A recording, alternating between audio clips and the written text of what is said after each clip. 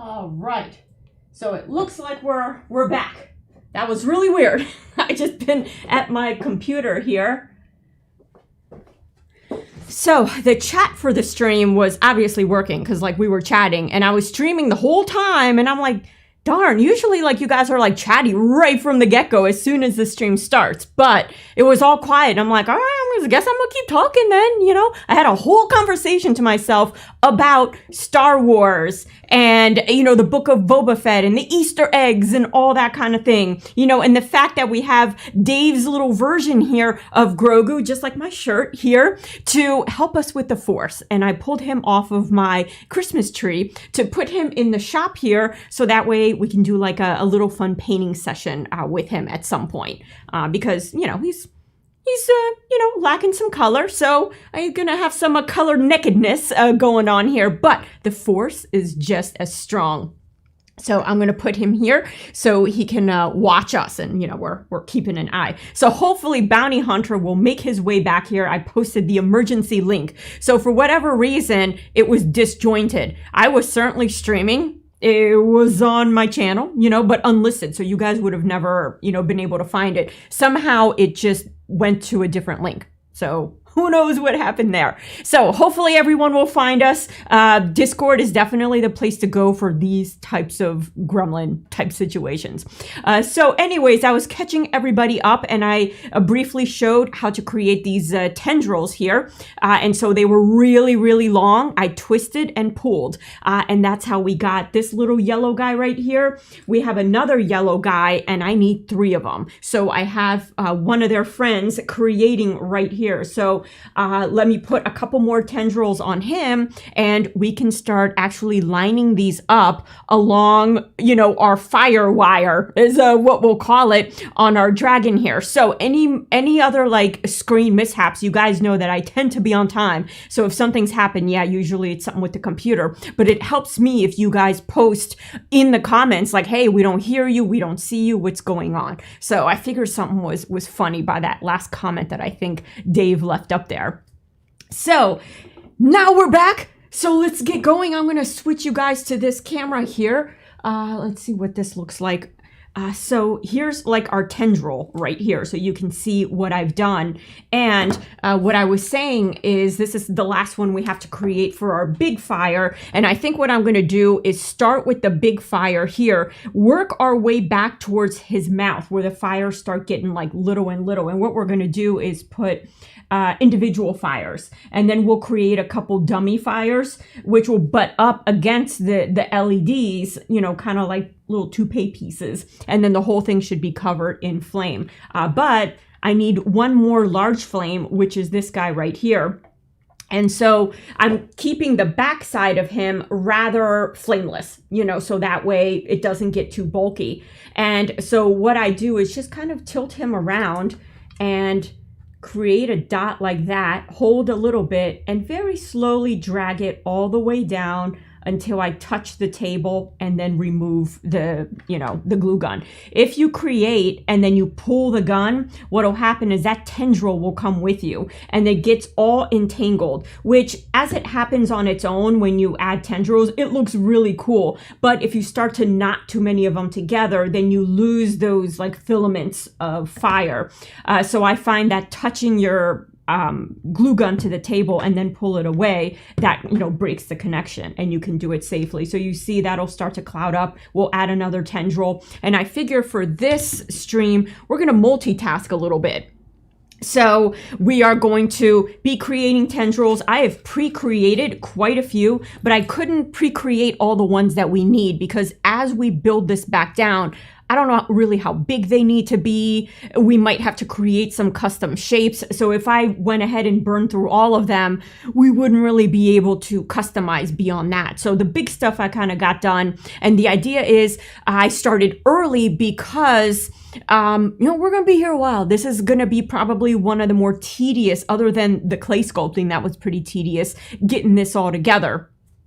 So I figure we can divide this into 2 streams if we have to, get through as much as we can today, you know, because we started early, so we can do a mega stream and then continue tomorrow and then wrap this up. So while we're making tendrils, the other thing we're also going to be working on is techniques for making kind of like plasma, you know, plasma rays. That's what I'm trying to say. Plasma rays that's going to emanate from our mage or our magician. And so one of the ideas I had was to pretty much just use this, you know, our acrylic rods, and we can re-sand it down because every time you heat it up, it gets, you know, a little bit shiny. So I started heating it with a heat gun and then having some fun just kind of molding it and see if I can get some kind of like plasma looking things. So we'll do that in between creating tendrils and in between all the wiring. And if we can get through at least the fire portion today, that would be great. That's like a huge accomplishment. So let's see what we got. It's time to put another tendril on the books here. I'm going to move this guy over and there we go. And this time I'm just going to tilt him this way so the tendrils kind of fall in different, you know, different areas. And, you know, just hold there for a bit and then just move your gun down and touch the table. And we'll add, you know, a couple more on there. And I believe this was a yellow one. So let's put this guy back with the yellow bag. And you can see like or you can't see from that direction, but I created bins for our different colors because I had them all on the table. And I was like, I can't keep track of this. They were like all over the place. I was creating fire from blue ones. And it's like, well, no, the mage is not using fire. All the wrong shapes.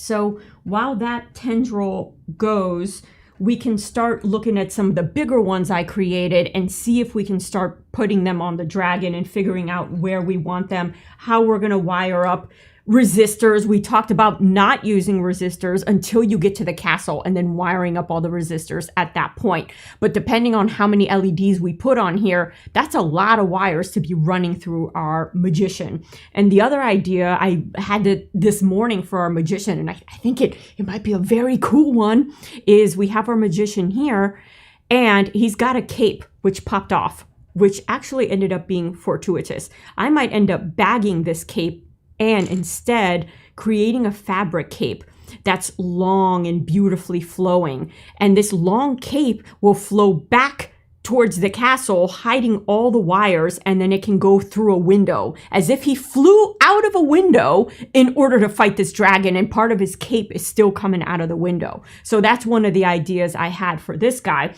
but we're not going to get to him today. So I'm going to put him with Yoda, and both of them are going to, like, you know, hang out here together. So let's see, I got this guy and I cannot remember what the heck color he is. So let's find out here. All right, he appears to be a yellow and it's really tough to see in the light. And I also reviewed the fact that last time we mocked up a whole bunch of things. We tried cloudy glue sticks. We tried translucent glue sticks. And I think the cloudy was the clear winner, you know, the cloudy one, because the color just was super bright. It didn't go very far down the tube. You know, we always had a black spot, but we could just, you know, add more LEDs. But ultimately, we ended up going with the translucent because although it doesn't light up as bright, it conducts the color much further down the tube. Also, we have to come to like a happy medium of something that looks great in the dark, because to see the plasma bulb, all the lights are going to be off because those streamers are a little bit faint. We're going to try and pump it just a little bit more, see if we can improve. But our first test went pretty well. But we also want something that looks good in the daytime or, you know, with the lights on. And so the cloudy glue stick doesn't look as good as the translucent one. The translucent one definitely produces a nicer flame effect. So we're going with something that kind of is a happy medium, you know, neither outperforms the other, you know, so the cloudy probably would give us a better night vision perspective, but kind of crummy daytime, you know, whereas the translucent gives us a great daytime, good nighttime, but, you know, probably not as good as the cloudy. So we're meeting in the middle here, people. All right, so I had that one that I just tested, which was here. And let me put you guys in this view. And for some of this, I may have to stand up, which means we're going to deal with cut off Rachel head. So you can see where we're going to glue this. And what I've done is I hand painted this with spray paint. Basically, I sprayed a whole bunch of spray paint and then hand painted it. It's a rubberized spray paint. So it's like a Plastidip or Rust-Oleum makes them rubberized. And the reason I did this is that this is metal and I don't want it shorting anything out, although we're going to be covering the whole thing in glue. So I don't think that's going to be a problem, but just to be sure. And then after that, I painted another coat of glow paint, this kind of cool glow paint, and it's neat. It kind of glows like a greenish type of color, which I think will look nice with the LEDs. Not too strong, so it's not like neon or anything like that. So I went ahead and did that, and the objective now is to take, and I'll take 2 yellow ones, is to start here and kind of create like some kind of explosion, you know? So I'm thinking I made 6 just in case, but we might only need 4, and then work our way back, getting smaller and smaller and smaller. So we're going to try and wire this situation and either use paint, you know, for insulation, or if it doesn't look too bad, we can use a little bit of, you know, heat shrink tubing, although we're trying to avoid that. So I'm going to try and nestle this resistor as close to the LED as possible, or go with our idea of not using them at all, you know, but we may end up with a big old wiry mess. So when we can kind of hide a resistor, I think I'm going to try and hide a resistor. So let me just undo him, and I'll bring you guys in a little bit closer just to kind of see what the heck it is that we're doing here. So I have this resistor that's got a squirrely end right here. So I'm just trying to get him to be a little bit, you know, a little bit more straight for us. And let me grab little pliers that you guys gave me the idea of, like, you know, don't you have little pliers lying around? And I said, I certainly do. I just kind of forgot about them. Sometimes you reorganize your shop and you put things in places where you're like, oh, it's so logical, you know, that it's here. And then you forget, you know, because it's not in the right messy place, right? So the idea is to, I think, saddle our dragon here. And I'm going to move him somewhere where you guys can see. Move our tendrils here out of the way and get a couple more things out of the way. There we go. Oh, that's his foot. Oh, there's his head. There's his head. Oh no, come back, head. Come back. Oh, he's got to go this way. All right. And you guys kind of see how I'm creating tendrils here. So I'm going to move this tendril maker over here totally out of the way. And it's time for another tendril. So let me tendril him up. And we might not even need this one. So I'm not going to spend a whole heck of a bunch of time on him. There we go. It's one of the reasons I'm not using the glue, my little nice glue holder right here. You know, I'm just boom, boom, and moving him over. My little 3D printed glue gun holders. Awesome. Oh my gosh, it collects all the glue at the bottom. But we're putting it on the table anyways for this particular project. All right. So the idea is somehow we have to figure some like midway, you know. I think I'm going to put him here. And he's going to be maybe straddled like this. So we'll add a dab of glue. And then we're going to try and solder, you know, around this mess. We can try and maybe solder ahead of time. And we can probably tie all the positives of this situation together, because they're actually going to be bended this way. And I'll give you guys a better idea. And it's some of this is going to be kind of like trying to figure out what we're doing, because I don't think I've ever, nope, I have never done this. So this is just like figuring out. So see, we're going to straddle and maybe keep all the positives on this side and all the negatives on this side to string them together, except the negatives, of course, because they're going to need their resistors. So I'm wondering if I stick a resistor right there and then fold it in, that's one less resistor we got to worry about. So I may do that. I may actually put a resistor right there, real close by. And let me get my helping hands here. It's on double duty, the helping hands. It's certainly doing dragon stuff and it's doing tendril stuff. So looks like it's ready for another one.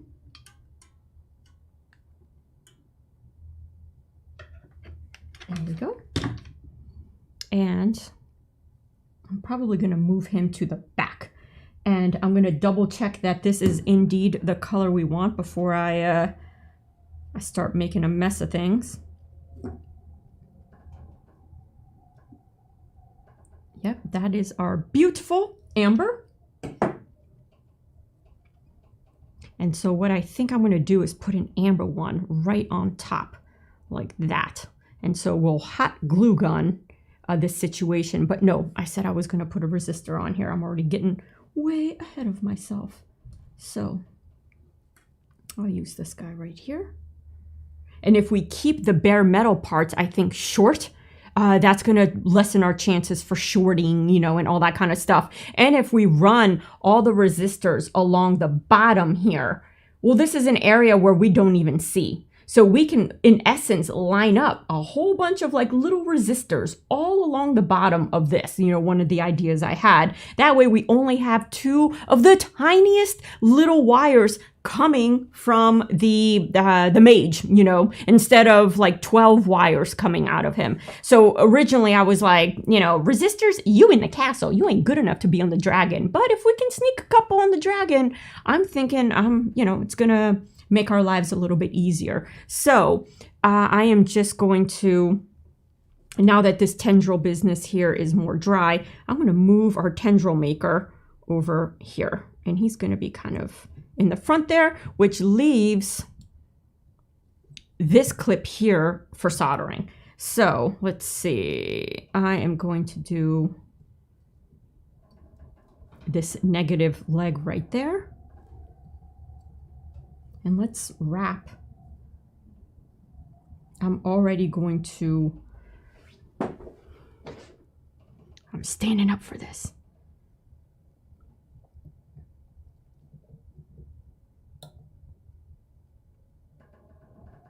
And I'll cut the excess. So I'm leaving a lot of excess. Then I will cut it.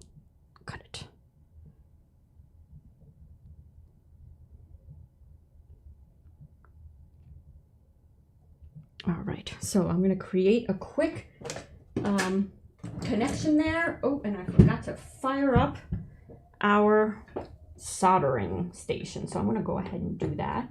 Fire him up and just plugging him in right here. And turning him on. While let's create another tendril. We are multitasking, people. All right, so he'll be kind of like tendrilized here. In case we need another, you know, another big fire. I made 6 because I thought, you know, ooh, big explosion, but we might not be able to fit, you know, all of them on there. So let's see. Wakey, wakey. I plugged in the, let's see, our heat gun, which we're not going to need right this second. There we go. It helps if the power cable is pushed all the way in. So now we are heating up, and I love this thing. It heats up so quick. It's awesome. Let me get, let's see, Grogu here can keep our original fire. You know, this is like his force coming out. So hopefully the rubberized paint idea works. I still have some more in case we might decide instead of using insulation, I'll just spray some rubberized paint in a can, and then we'll just paint with rubberized paint. It dries pretty quick. It should provide enough insulation, and then we'll use hot glue over that, you know, so hopefully that kind of keeps things separate. And by running, you know, the positives on one side and the negatives on the other side, hopefully that helps even more. So, you know, this is all theorizing, which is usually the case, you know, when you're building things for the first time. A lot of it is just like trial and error. So the next time we try and build any type of fire effect, we're going to be like, nailed it. We can do this pretty quick now. No issue. No issue. All right. So while it's almost done, I'm going to tendrilize a little bit more. So why don't we raise this guy like that? Getting some nice thin flames. I like that. And then sometimes one tendril will touch another one and create kind of a gloop. And it starts to look really bad. And you're like, I'm going to start over. Don't. Those gloops, when you twist it, end up looking so good, because you know how fire has thicker portions, thin portions, each flame. And so it looks like a whole bunch of flames kind of like, you know, got together and created a bright spot. So don't give up. Don't give up on your fire blob thing. You know, just keep it going until you twist those tendrils. All right, so it looks like we're good here with the stream. So yes, anything funky, just let me know. And Dave is saying, too many is okay. You can use the extras for another project. Very true. Or we can use some of these extras to put inside the castle, or not inside the castle, but outside, as if parts of the castle are on fire. So a lot of the huts that we can have fire coming out of the window, like the window just blew out or something. So we got some ideas. And I think I'm going to hook the interior lighting of the castle plus the dragon plus all of our fire effects into one switch. So you'll have a switch for the light bulb, the plasma ball, and you'll have a switch for the rest of the effects. Because you may not want to always run that plasma ball. Like, I certainly wouldn't leave it unattended. But you might want to enjoy the other effects, you know, so you can leave that off and enjoy the LED effects. Plus, remember what a high-pitched noise that it makes? Quite high-pitched. All right, I think we are good. And let me just, I'll be wearing my eyeballs anyways, which I don't know where they went off to. They might be in the kitchen, because I was eating a sandwich before this. So anyways, let me at least get this one started. I will go get my eyewear protection, and then we will continue. I'll create a tendril before I go. And I did bring out my solder. Yes. You see the new setup here. I have like an L-shaped table setup now, just so I can kind of line up everything that I think I could need, old projects, new projects.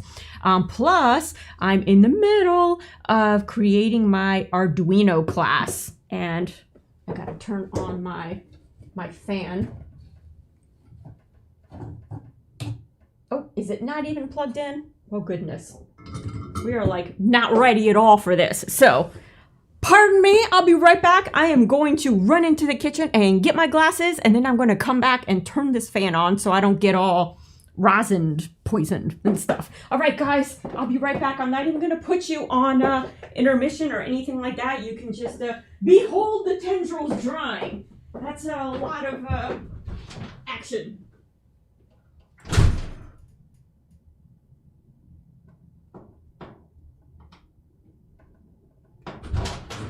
All right, eyeballs, check. Let's get this fan now.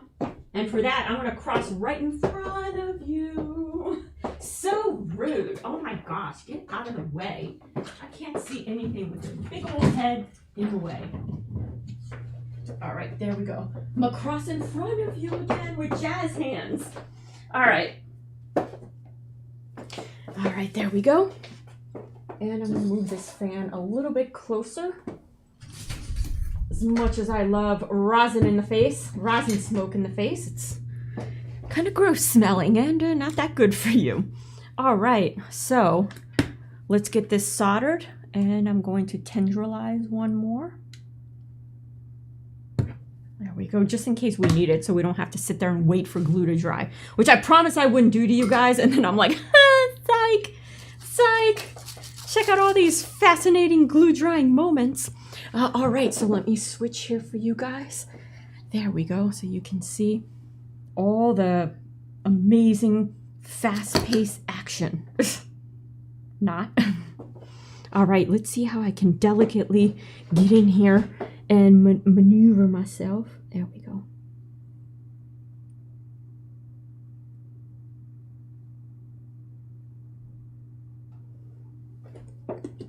All right.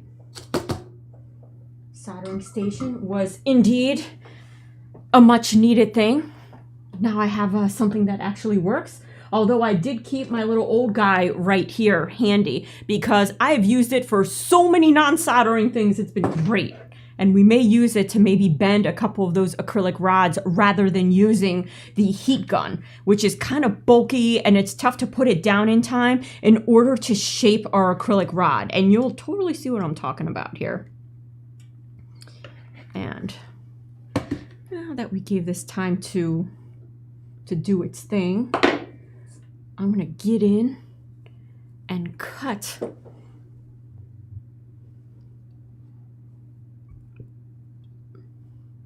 the excess off here.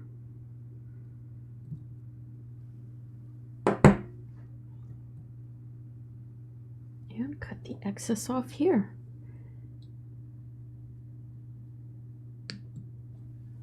So there we go. I mean, we could put a tiny, tiny little sleeve and just paint it, you know, paint it white rather than, you know, do our rubber idea. Although I like the rubberized coating. The reason being that rubberized coating actually has some flex to it. So you can minorly, you know, bend and, you know, be able to shape it a little bit. Whereas these things are like stiff. Once they're on there, they're really tough to bend, but they provide a lot of grip. So we can try one. We can always use a razor blade and snip it off if we decide, nope, we don't want it.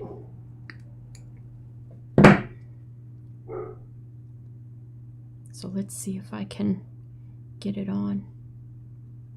Here we go. And I'm gonna plug the heat gun back in. And now guys, we only have 15 amps here, so it's always a game of plugging and unplugging. Should things go down, the computer is actually on a different circuit. So the stream will continue. The cameras will be, well, they'll kick into battery power. So I'll just take a moment to, you know, reset the circuit, you know, and all that. But in this case, I think I'm just going to plug and unplug our soldering iron, because I'm going to guess that eats up more amps than our hot glue gun. And I'm probably being overly safe, but it has happened where it's freezing in here. I'm running the heater, which, you know, woo, nice wattage right there, or current right there. And then I start turning on too many things and boom, it goes down. So let's see if I can do this. Probably away from the dragon would be a better bet. You know, I'm gonna do it over here.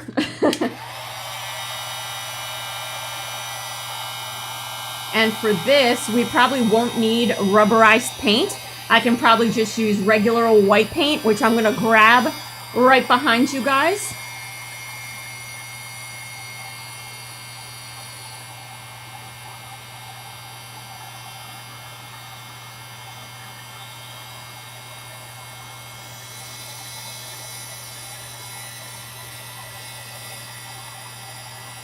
All right.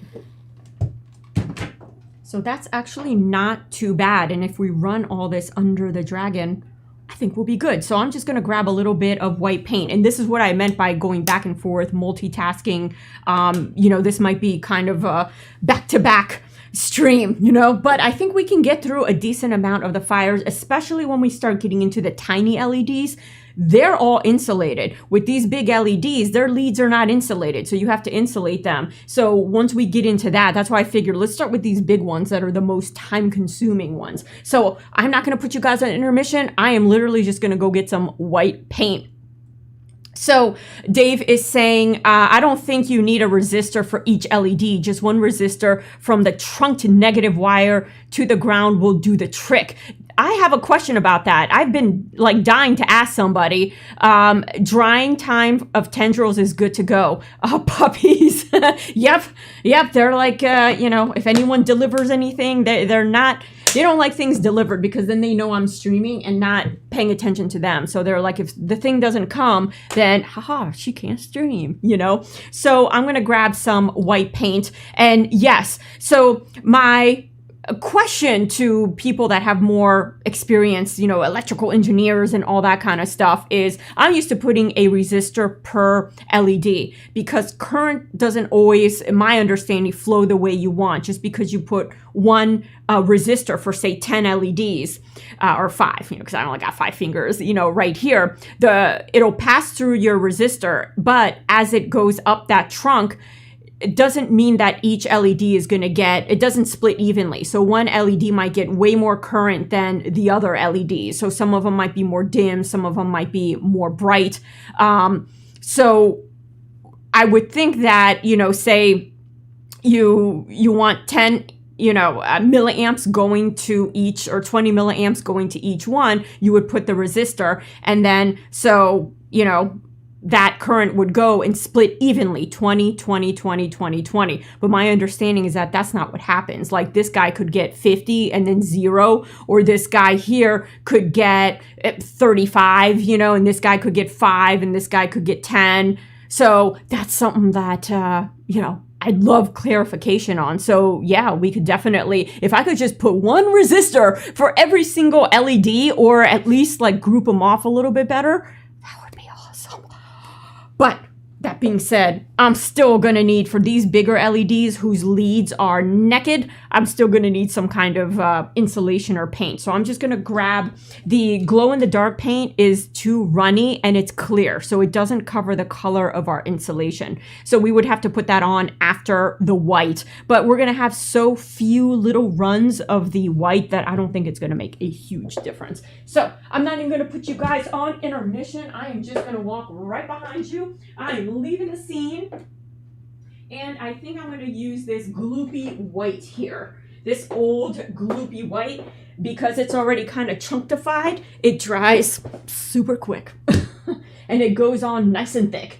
So you don't have to fight it, as much, or use as many coats. So definitely would love to hear your guys' opinions on the resistors. I would love for someone to be like, you wrong about that. I'm like, please, somebody say that. I love being wrong about stuff because usually I do things the most complicated manner possible. So it'd be nice to say, nope, you are overdoing it. Just one resistor per. So all I'm doing here, and boy, that camera loves focusing on that dragon, is putting my eyeballs back on. There we go. And just painting this, and you'll note how like gloopy it is because this paint is old, and I keep old gloopy paint specifically for this reason. So I don't really use it for nice painting. I use it for like when you just want to put one coat and not have to keep coming back because it goes on so thick to begin with. And it seems to hold up, like it doesn't peel or anything. So it's kind of encouraged me to just keep it around. And I have its friend as well. And so I'm just going to let that do its thing. And I'm going to also, since I had an idea of how we were going to do this, but not 100% until we really get into it, I may have to run out and grab stuff, meaning in the kitchen, like water in the kitchen and all that. So that way I can, wash off this little guy right here. So I'm going to let this paint dry very briefly. Because it's the gloopy kind, it dries real quick. And I'm going to tendrilize another piece of flame here. And I'm going to run and grab a cup of water so I can clean these brushes off. So maybe I'm going to do like this.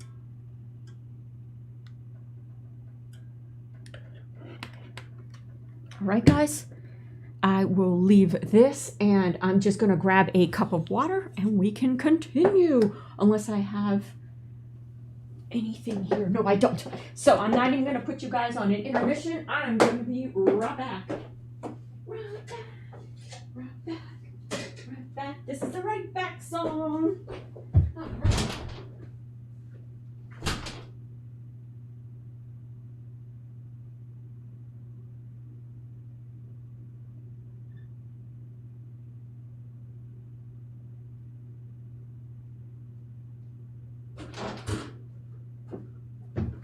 Right, I'm back with some water. I didn't want to use my drinking water because then I'd have to do the same thing, you know, go to the kitchen and grab more drinking water. So whether I do it now or later, it's all the same. All right, so Dave is saying you are correct. However, the LEDs are in parallel, so the current drop will be about the same. Okay, there will be a little difference between the LEDs, but it would be negligible. And water for Rachel too. Yes, I have a sneaky glass over there. All right, so opinions, guys.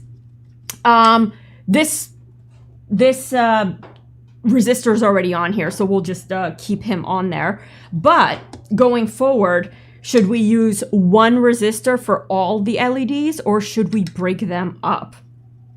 Because I think it'll be really easy now to hook positive to positive and negative to negative. Run the whole thing, still have 2 wires coming from that wizard versus like 10, because I think we're going to do at least 10 on here minimum LEDs, and drop that down to 2 versus 10 wires, and then have the positive and negative coming back into the castle, upon which the negative will, or positive, it doesn't matter, will receive the 1 resistor. In a Peanuts cup. That is true. So Dave is saying your water, is it in a Peanuts cup? It is indeed. It's my heavy duty Snoopy hugging, oh, the bird. Who's the bird? I gotta put this in front of my face or else it always wants to focus on the face. Woodstock. That's the name of the bird. Yeah, Woodstock. I kept wanting to say Tweety Bird, but I'm like, wait, different franchise altogether. So yes, indeed, I do. So, all right, so that'll be that's gonna like make our wiring super, super easy. So we'll keep him on there because, you know, he'll have an extra resistor. Unless I do have another one and we can keep him. That way he doesn't get much dimmer than the rest because he's got an extra resistor. So here's another fresh one we can start with. Good tip there, Dave, with the 1 resistor, and because we are hooking up indeed in parallel. So that makes a lot of sense. So let's see here. I have, okay, we are going to put our negative this way. So we're going to straddle him like that, and I'm going to switch views because now we're going to start gluing these guys together. And we're going to have to like literally solder on here. So it's going to be a little bit, a little bit of gymnastics, but I think we'll do it. And we're going to connect positive with positive, negative with negative, and then we'll deal with a single resistor inside the castle for everybody. Also, I think that because we're not dealing with a huge amount of LEDs, huge amounts of current here, I think we'll be okay. So I think I want to make him kind of in the middle here. And these are going to bend forward because the wiring is going to go that way. So I'm going to go ahead and bend these forward. Like a little guy sitting like a little bull rider there. And I'm going to go ahead and put a piece of glue on his, let's see, he sits like, how does he sit? No. A piece of glue on his bum. And I think that'll be good. Let's glue him on here. And I'll pull the glue kind of thin towards the mouth. And I'm just gonna hold this. Remember I said, no guys, I'm gonna do my best here so we don't have a watch a glue stream, you know, glue dry stream. Oh, say that. Oh no, I lied. We're most definitely gonna watch glue dry here. tack on a little bit more. And this will make it a ton easier to hook up all of our leads. The toughest part is going to be getting down here. We may have to flip the dragon. I'm hoping not, though. Tendrils. Let's see if I can push these tendrils this way. Let them dry this way. Go with the flow, tendrils. Let's see if I can get it to... There we go. Break. There. So that's on there decent. And now we can get, this is an amber. So I thought we'd do like amber, red, red, amber on the bottom. So they alternate. Now they're all going to be flickering, which is the nice thing. So let's see here. And this should be a red one. Let me double check that that is the case with our battery pack here.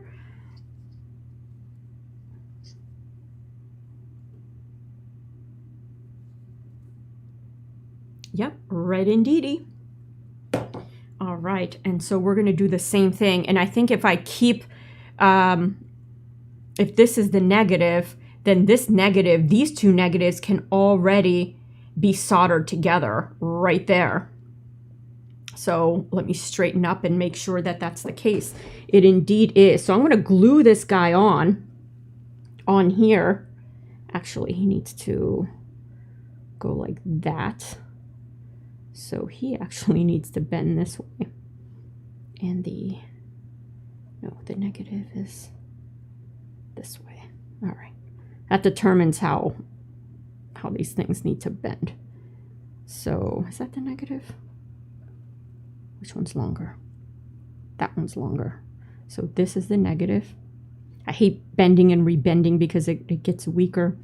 It makes me nervous. All right. So let's glue this guy there. Where'd he go? Oh.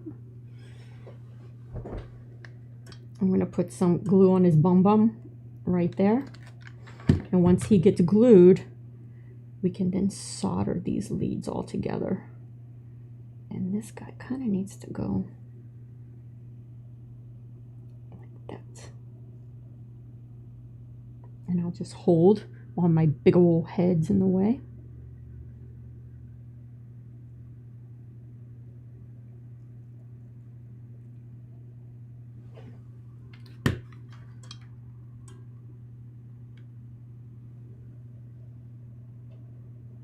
I'm just holding this tendril here, letting it dry, or letting it harden just a little bit.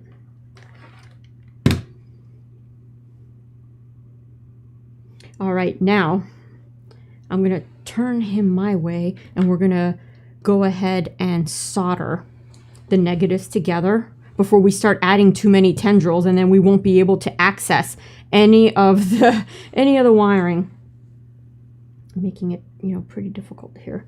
So let's see what's going on, and let's see if I can bring you guys in. Just a little bit here.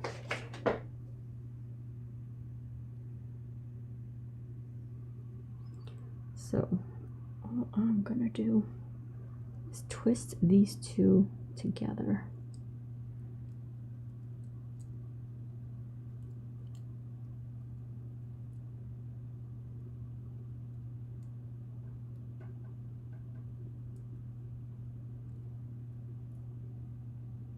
Like that, and twist these positives together.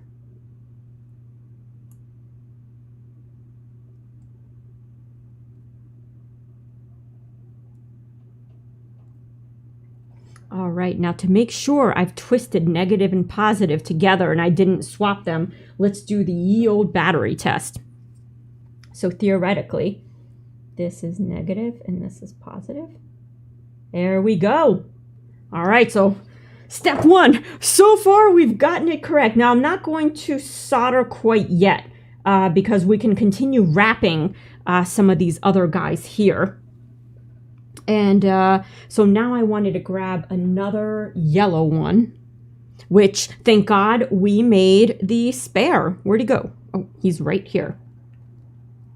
So let me just kind of wrap up this guy here and we can move on to the other red one. And then we can come back to the spare yellow one here in a bit. All right. So my other red.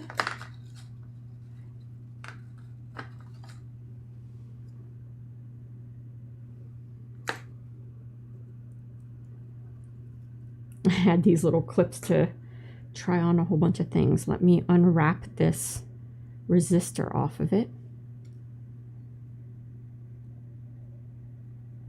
All right, so that's our negative, and I'm going to double check that this is red, but I know it's red. I know it's red, but you know. Yep. So, Dave is saying, next Halloween, use glue tendrils as a webbing to scare the neighborhood kids. It ends up being a very cool webbing. That is true. So to recall, this is negative up here. And this set of wires down here that you barely see is positive. So I somehow have to position this thing like this. I was going to make it all complicated, but it doesn't need to be. So this, they kind of, so I'm going to put some glue on its bum. And I'm over gluing because it's just part of the fire.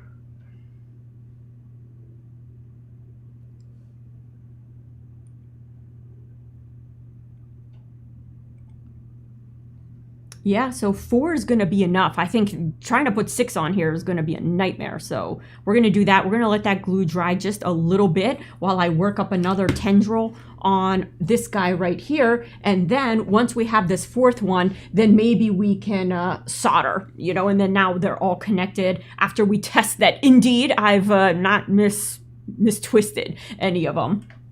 Not mixing positive and negative by accident.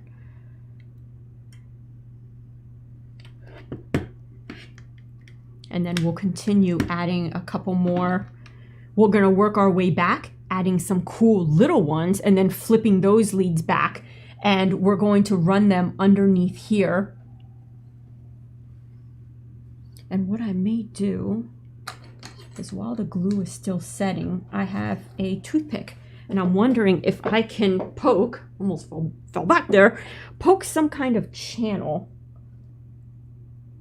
Actually, there's a nice channel down here along the bottom that I can run the wiring to connect to these guys. So I may hold off on soldering all this and get all the little LEDs coming from here, and then twist everybody together and then at once, and then solder them, run them underneath here, or leave it soldered because we're going to then solder our blue and continue on with our mage. So I have one more. How is this tendril? These tendrils, because of the fan, are actually drying pretty quick here, which is nice. Now, what I've seen some people do is make a tendril, take the whole thing and dump it in water. Works. I don't recommend it, only because now you have wet glue, and glue doesn't stick to wet glue. So now you gotta like dry it. It doesn't look right. So I've seen some people stick it in the fridge real quick, although the tendrils will all bend up. So I'm really liking this kind of light fan. It's light enough to where it's not really, you know, messing anything up. So that's pretty nice there. We only have about, I would say, 1 or 2 more tendrils to add to this, and then we can twist it and be done with it. But let's see here.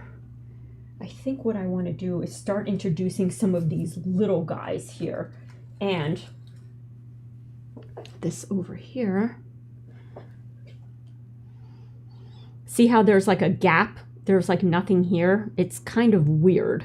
So maybe we can introduce some of these little guys like that, and see how he's a double tendril.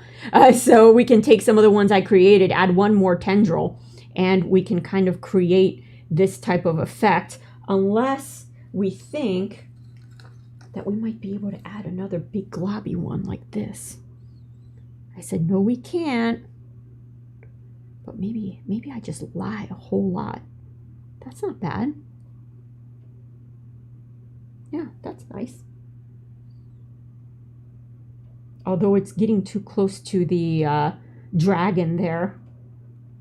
So we may end up being better off doing a couple of these, like two of these guys here. Multi-tendrils, like 2 or 3 tendrils only, and putting them here. I think that's what I'm gonna do.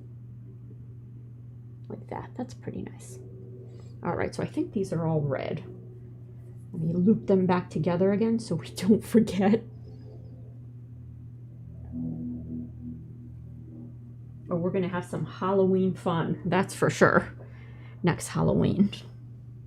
I can't wait. All right, so I think this is done. I'm gonna go ahead and remove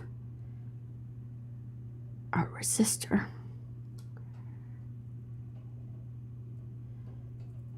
Hopefully Bounty Hunter is able to access Discord at work. I know sometimes those work firewalls are kind of annoying. It's like, work firewall, you're impeding my ability to watch glue dry. All right, that's pretty cool. It's got kind of like a nice tangled mess there. It's even kind of going at an angle, so that'll look pretty good there. Now, what color is this? I forget. Let's see here.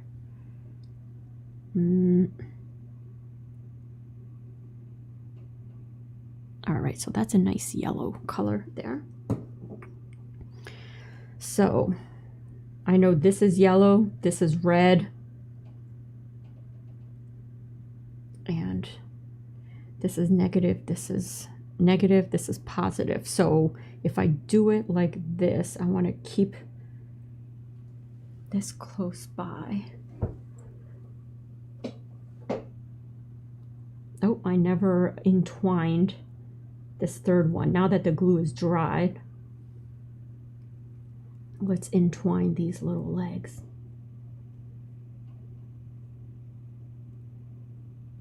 There we go. And we'll do a test before we move on. And I'm going to entwine the positive here, or what I think is the positive.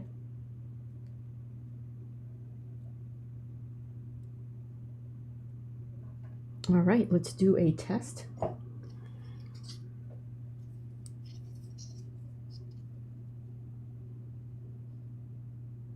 Nice, people. That's looking really good. So exciting. All right, what am I doing here? Somehow, oh, so this one has to go on the bottom. So we want, that's the positive and that's the negative. So maybe he needs to sit with this. Oh, and this is where it gets a little bit dangerous with the touchy. So I'm just going to kind of lengthen the distance between these leads there by just kind of spreading them apart, because we have our positive here and our negative, and this guy's going to sit awfully close. So what I'm going to do is glue him first. And let me move this bunch of positives out of the way, and let's get him glued. So, and I'm putting glue in between the leads here. Ooh, in between the leads, just to kind of help insulate a little bit better. All right, so he's got a nice gloopy bottom. Nice gloopy butt. Now, normally, ain't something we want to aim for. Gloopy butts. They are just uncomfortable. All right, I'm going to hold that there. Let it dry a bit. There we go. Now I'm just going to let that settle. And then we're going to try and space out these legs as much as possible. But all in all, looking pretty good. Pulling off some of these tendrils as we work our way back to the mouth of the dragon. All right, now let me start looking at some of these guys here. This is a perfect size, I think, to put here. And I'll whip up another one of him. See how this one only has the, I mean, it's kind of got like 2 tendrils really, but this one's got 3 tendrils or more. So I'm going to make him look more like him. So I'm going to put him in my flame maker here. Our little guy here. And just kind of add on to him a little bit while that glue settles. Get it nice and dry before we start messing with it.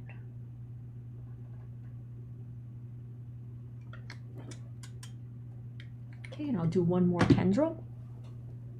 And we still have a couple reds, and we're going to tendrilize, add a couple more tendrils to some of these now, because I only made like little single teardrop ones. So we're gonna go ahead and do these, and these are solid. Now, the amber for the babies are solid, the little baby lights,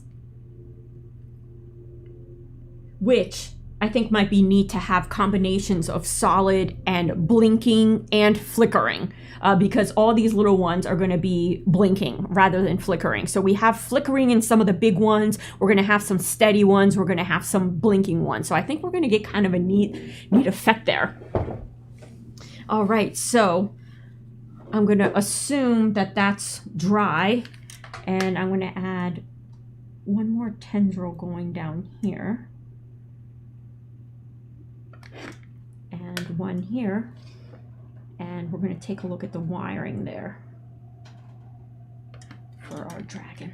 Oh, didn't quite make contact with the table there too well, but looks good enough. All right, let's see. Let's do a test and see which one is which, because I kind of spread his legs. So if I recall, I think this one's the negative. Before I twist, I need to make sure. All right, so yes, indeed. And you guys can see kind of where my hand is. Perhaps a little bit of flickering. So just to double check, where are the leads? Okay, so I think I made it. So this one is going to be negative, and this one positive. Yes. All right. So if this is negative, he's got to come all the way up here, which is great because he's going far away from the positive as we can possibly get.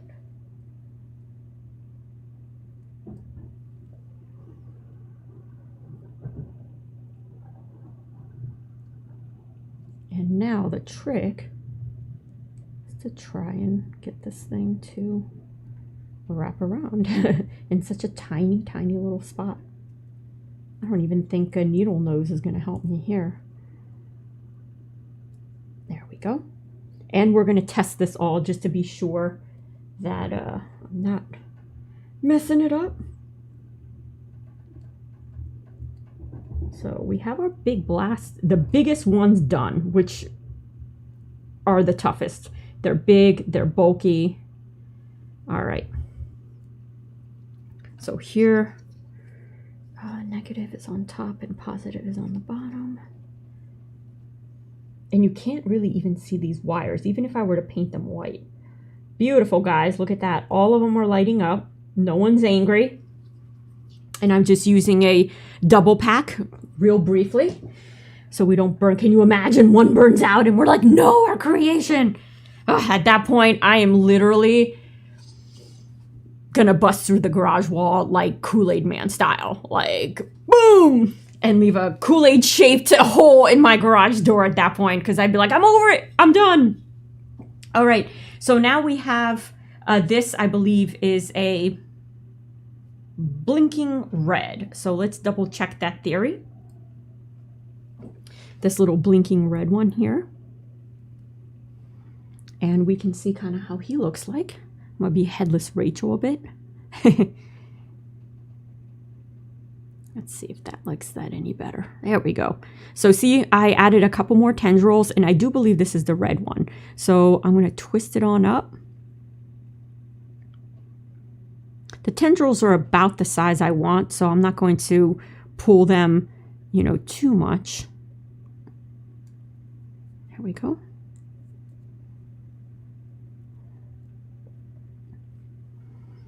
That's a nice little, so I know that one's red, so I kind of wanted to hug this poof right here.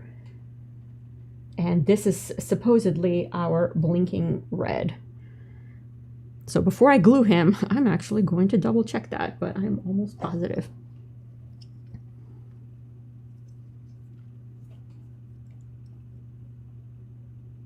I'm almost positive.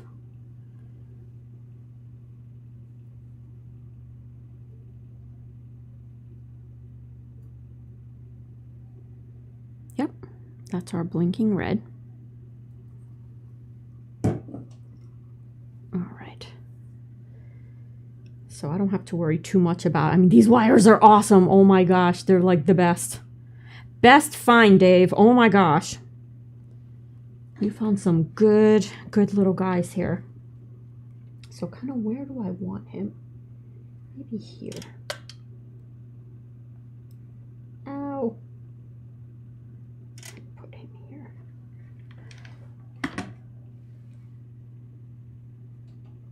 So the idea is to start to thin out, you know, as we move closer.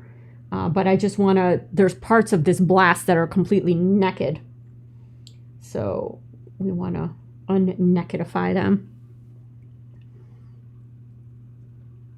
And I think what I'll do is, let's bring these guys here. These are going to be barely visible, and they're going to go through here. All right, so let me get the rest done, and then we will, you know, wrap them all up. So I got this guy here, and let me put a couple more tendrils on him. And I need another glue. Huge glue.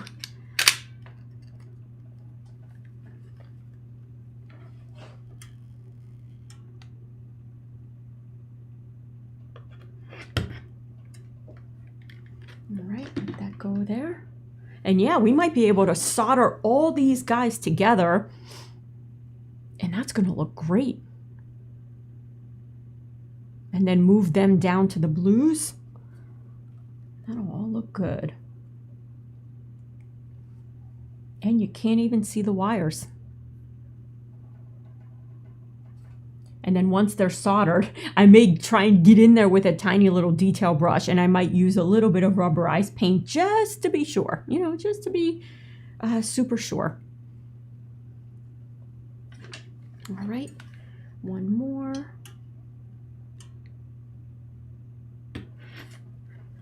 All right, that's gonna be a good look there. Let that dry up, and then we're gonna put it right next to them, and then that should kind of help close this gap here.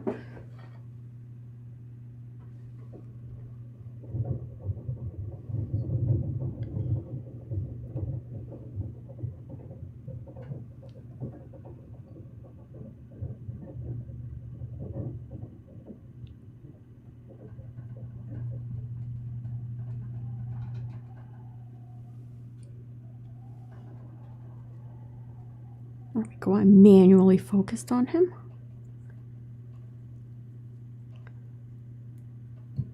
Oh, that's a nice one. And I take the manual focus off because we're going to be migrating down here.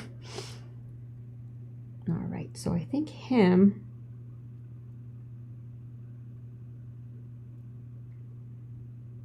because he is solid, I'm going to put him here, right next to his buddy.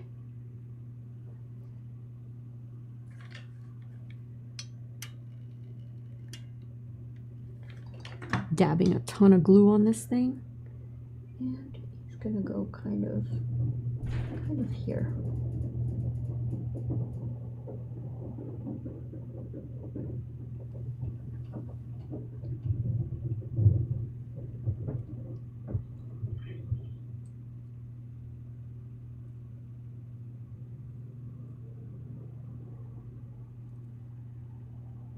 All right, now let's grab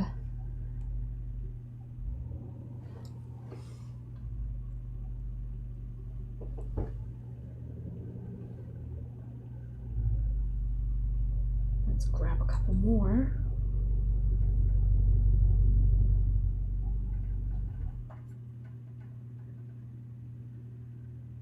There's another amber that I think I'm going to put right here. Or let me start building up this back side here. Better yet. So let me tendrilize this one, and I'm going to tendrilize another red one. So blue, red. So all I'm doing is opening up, whoop, I back you on all the way out, pick out another red one,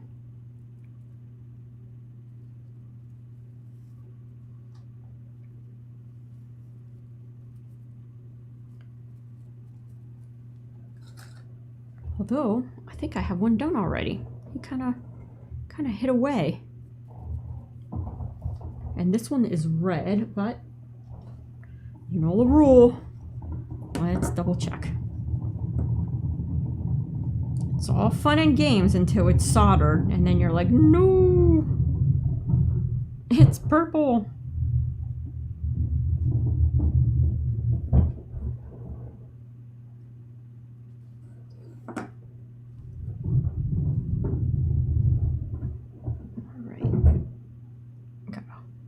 Hold them steady. Yep, that's our beautiful little red blinker right there. So let's get him positioned, and he's got like a nice bunch of tendrils. So what I'm gonna do now is kind of position him kind of over here. Looks kind of nice. So let me put some glue on his buttocks. His flame butt.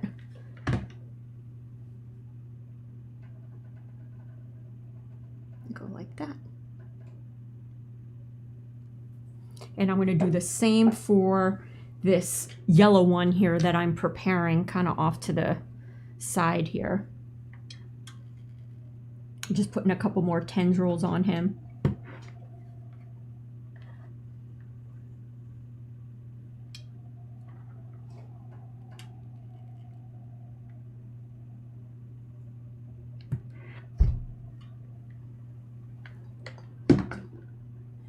Go. Let's see how this thing looks. There we go. Looks all splattery right here. But it looks pretty good. And then we're going to start building back, and it's going to thin out, and I think it'll look really good. All right, just waiting for these tendrils just to kind of harden up a little bit.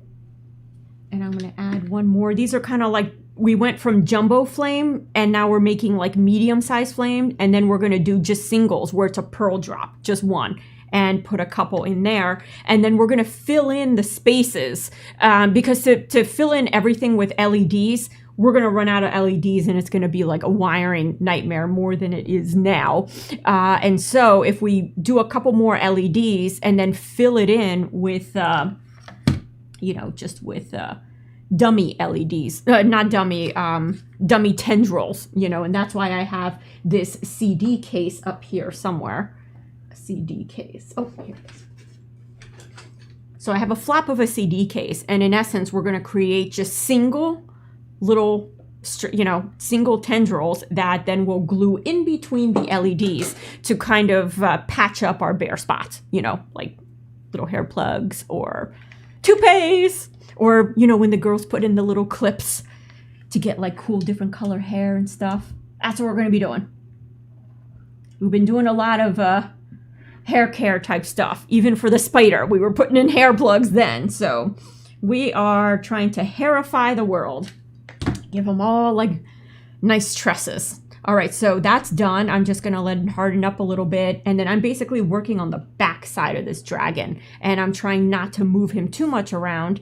He sustained minor injuries, but nothing that you can really see. A couple things that I just have to super glue, you know, back together again. One of his horns kind of, his little fingernails broke off. But it almost looks kind of neat because it looks like he grabbed something and it, you know, it shattered his bone or his keratin. You know, I guess if it's his fingernails coming out of his wings there.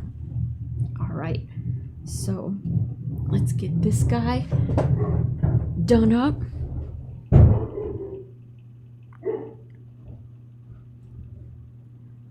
So you can see how these can make really cool torches. If you're making a fort or a castle and you want some cool torches in the front, a drawbridge and all that kind of thing, this is a great way to do it. Very simple. Looks really, you know, looks real. You can even use a very thinned out wash just to tint it the color that you want as well. So this one is a solid amber. So let's see where this guy's gonna go. He's gonna live kind of back here. Put a red one there. And now I can put that amber one there. Get some glue on its bum bum. And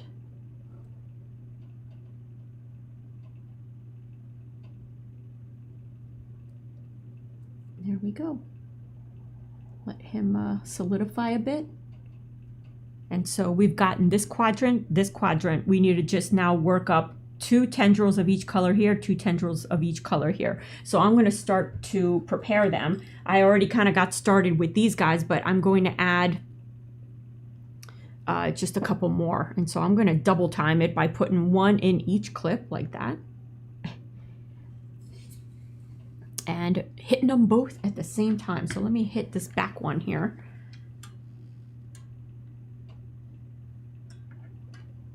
And then I'll hit this guy. Ooh.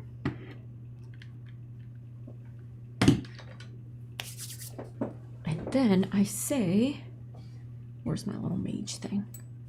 We're actually moving along. We didn't even really like get to whole, you know, to the mage making part, only because these tendrils are drying pretty quick.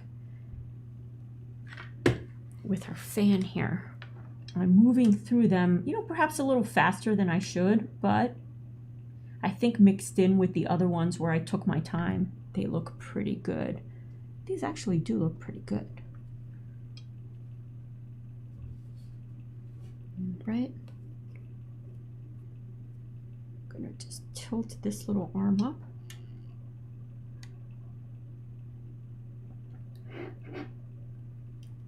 All right, the table's like so full of stuff. It's tough to like, what is she working on? I can't focus. I can't focus. There's so many different things going on. So I can even move him a little bit closer. Oh no. Or I can move him further away since we're not working on him now and something fell. Maybe it was the mage's cape that fell. And move these little guys into view like that. That way you guys can kind of see what the heck is she doing? What the heck is going on here? All right, a couple more. This one's almost done here. And then just guiding that tendril down and hitting the table before pulling the gun away.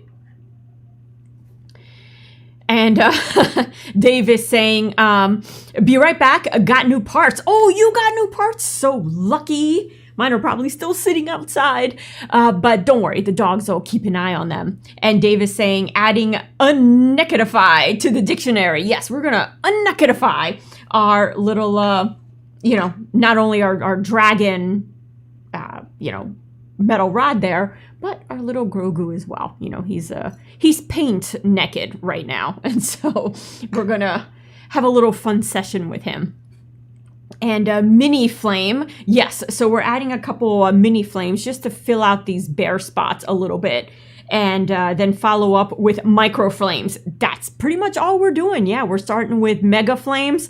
Now we're kind of in the mid-size flames, and then we're going to work towards, actually pretty quickly here, flames that just have the one tendril. That's it. And put a couple there, and then fill it in with our filler flames.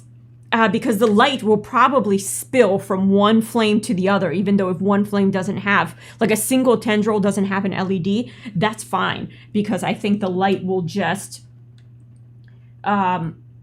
do its thing and just kind of spread right into it. And so I'm just adding a couple more tendrils. This one got a little bit gloopy, but we can work with it.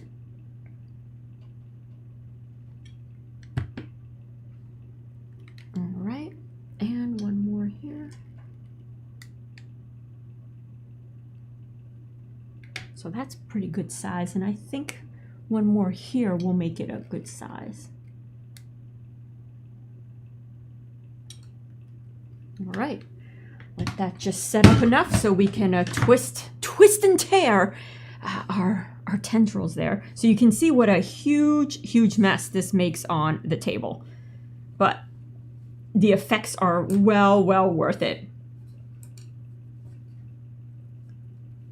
You almost need to make like a contraption with a whole bunch of these clips, or use masking tape and masking tape them all up. I mean, I'm sure you can even do this with a large box and tape them all inside the box, and then just do a whole bunch of tendrils, kind of like a factory all at once. All right, so this one's feeling pretty good. Look at how long. So I'm kind of liking it there. We want to keep them somewhat long just to kind of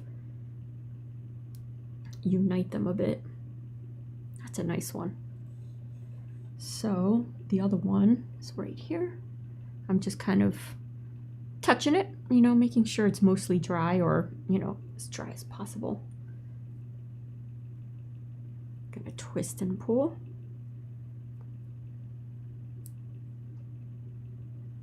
And that one's a nice length. The other one might be slightly long, but we'll figure it out. We'll see what happens. Let's see how it looks. All right, so I'm kind of working. I'm gonna move this guy out of the way. And we've added a couple hairs here. We've added a couple hairs here. Now I'm gonna work in this area down here. See how you can easily see my finger and the rag? So we have this beautiful flame and this beautiful flame in a big old open hole. So we're gonna go ahead and fill that. And I'm gonna have to move the chair back, and I'm gonna have to shrinkify like this to be able to see down here. So this one is gonna be in amber, so I'm gonna put him here. So let me glue up his bum, his little fire butt here.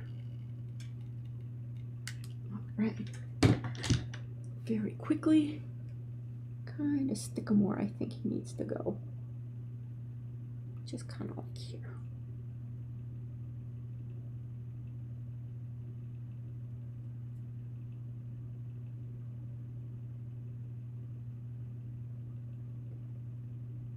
All right, turns out he wasn't very as long as I thought.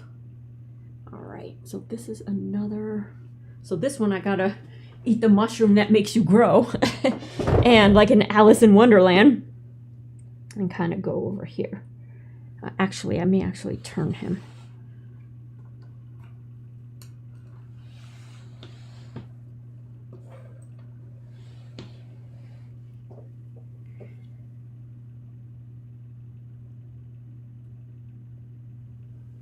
I'm gonna put him here. Yes, perfect spot for you.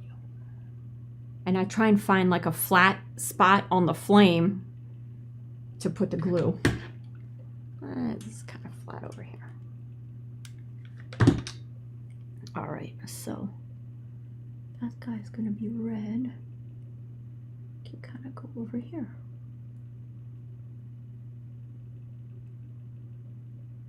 Did I glue him backwards? I did. So I said, I'm going to put the glue on the butt, and then I try and press him down butt up instead of butt down. There we go. Once it's all hot glue, so it's tough to tell who is who.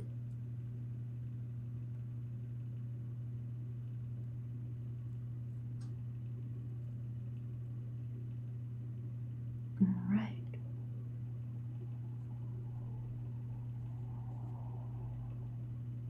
I'm just going to hold that just a second there.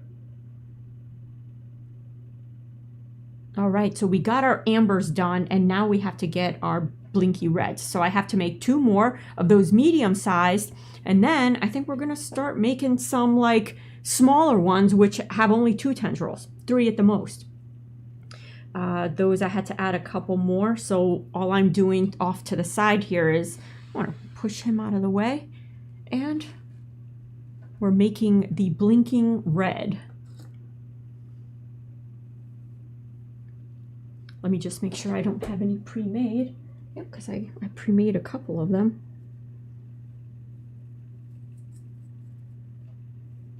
This guy's all tangled. There we go.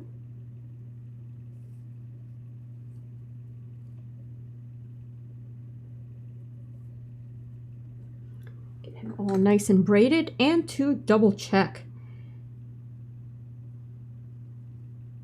This is the one time I am taking it slow. You guys are like, yeah, are you ever? So we don't make any mistakes. Make sure it's not a blinking blue. Because we're working on the fire side, the dragon side. Whoop. These are so tiny that you have to like really hold them down to the battery wire. Well, there we go. We have our little red. And also it's nice to confirm that they are indeed functional before we spend all this time hot gluing them, and then only to find that we got a dud in the package, which happens, you know. It's especially when you buy these in bulk and you buy them inexpensively, you know. These are actually from Dave, so I don't know how expensive or inexpensively he got them. But as with all electronics, you always want to take a quick peek. And it looks like my whole glue gun is melting. This glue gun, I would say, is decades old. So should it decide to go on me, I have 2 others. Oh yeah. And so all I'm doing here is working up our tendrils. And let's see what Dave is saying as I pull this tendril down. And Dave is saying, I did not know the cape was separate on the wizard. Well, neither did I. And so when it popped off, I freaked out. I was like, oh my gosh, I broke Dave's wizard. Oh, what am I going to do? This is embarrassing, you know?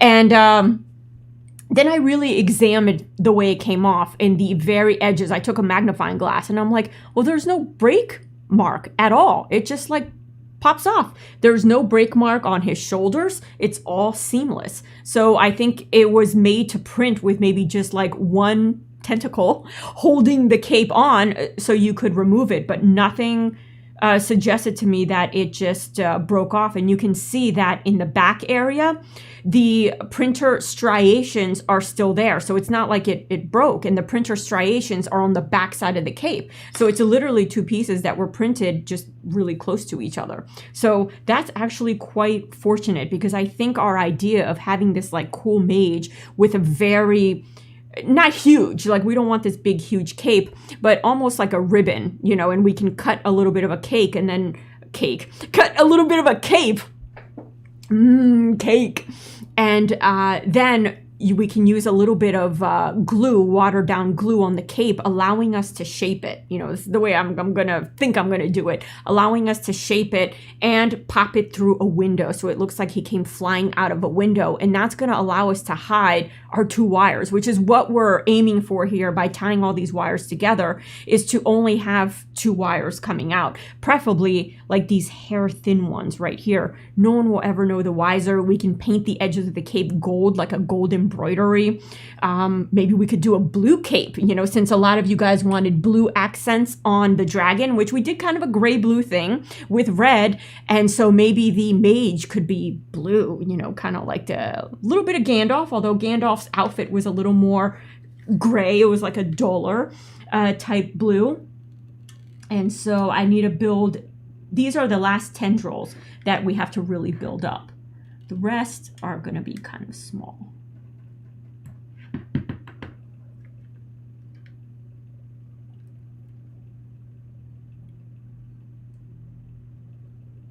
Yeah, letting it dry in between, but this dragon is looking good, and I'm kind of liking this look above this look. Although I'm going to put this in front of my face just to make it easier for you guys to see. This look is interesting, you know, with the blast shield, I think is like neat. But I think that this look is going to be a little bit more natural looking to what flame looks like. Because you could definitely see where the egg, deviled egg plastic stops and where the rest of the flames, you know, keep going. But I think that could have been remedied by just adding tendrils that started at the bottom here, and I think that could have been kind of phased out. But the other thing with this is it's really heavy. Having this stick out of the dragon, it's really, and we haven't even done the mage effects yet. So I think this is going to be a little bit light because we've already gotten the heavy portions of it on there. So that's already there. So all we have now is to follow up with smaller and smaller tendrils. So we're not adding a ton of weight. The mage, all I'm going to do is just rub some glue going this way and then glue a couple of these rods in interesting shapes, kind of like electricity, plasma electricity coming out of the main rod. So for now we have the rod kind of painted with glow in the dark. You know, we may decide to paint it a color when we move on to that section. Or we might decide to leave it as is and just use the LEDs embedded inside to kind of help illuminate some of these acrylic rods. So it should catch a lot of the light. So Dave is saying, I'm not as organized as you. My LEDs are still in the bags on the floor. Oh, we're not too far apart. It wasn't that long ago, but I knew for the stream it would just be, I know we're testing things, you know, still, but I knew that like if I left it on the floor, the cats love these LEDs, by the way, because they're very stringy. And so I've had to go finding them under toolboxes and stuff. And I've been trying to like not keep them in here, but you know how cats are. They're sneaky. They're going to sneak their way in. They're going to be like, I know you have those LEDs. We want to, you know, whiffle them all over the place because it's fun. And then you have to sit there looking for them. Preferably 1 minute before the stream starts. That's the most fun, is when you set things aside and it's 1 minute and you're like, oh, there was a cat in here, wasn't there? Let me turn off this glue. I just realized the reason I'm leaking glue is my tip has unscrewed itself over time. So I'm just going to let this cool off a little bit and then we will screw it back on. Or I might be able to use this thing right here and see what we can do while the glue is still wet. We can just screw it back on now. All right. Now this is another thing where it owes me nothing, this glue gun. If it decides to die right now, that's okay. It owes me nothing. This thing, I've had it for decades. So first my sister had it, then she lent it to me. Never really asked for it back. So, you know, I don't know where it went. No, I'm kidding. I would get her one if she wanted. But I got a lot of use out of it. And then I have two backups because hot gluing is something that we do a lot. So, and some of the less expensive ones, they just go.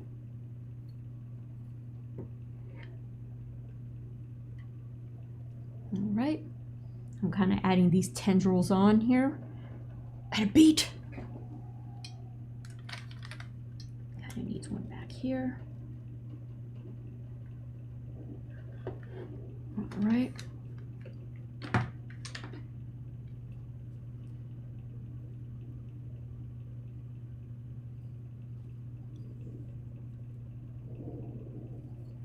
Oh, got a little glue on its end there. Luckily it pulls off real quick. All right, so I only have a few more to do on these. So you can imagine how long the big ones, like the big flames, take. Those are tough, and I decided to use big LEDs in those rather than creating a whole bunch of little tendrils, because again, we're just increasing the wire mass on this. So adding a couple like big ones is a good cheater for us to get a whole bunch of light and not have to use as many. But as you guys can already see, as we move towards the mouth of the dragon here, the space starts to become an issue, and fitting a regular size LED, it's just too bulky. So we're gonna very quickly start to trim this down by adding kind of, you know, smaller, thinner flames.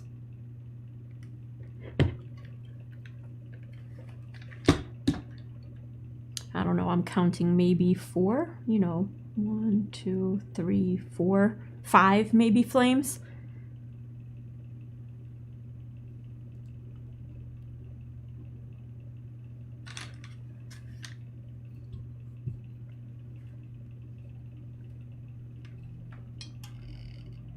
Tilt this arm up a little bit.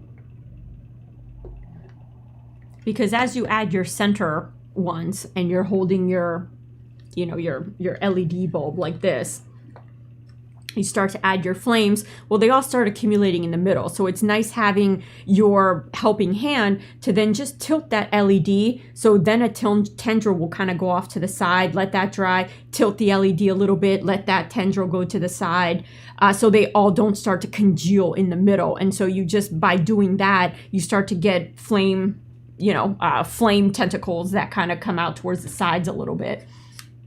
And so that way when you curl them, it creates kind of a nice bulge in the middle of different tendrils. So I'm just gonna flip this guy a little bit back here and let another tendril fall. And he's done as soon as this one dries.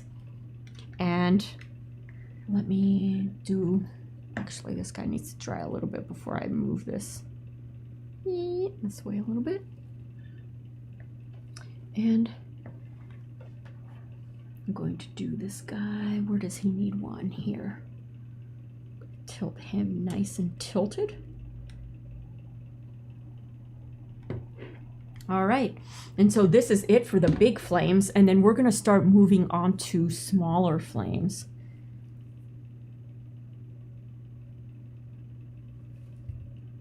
Waiting for it to dry.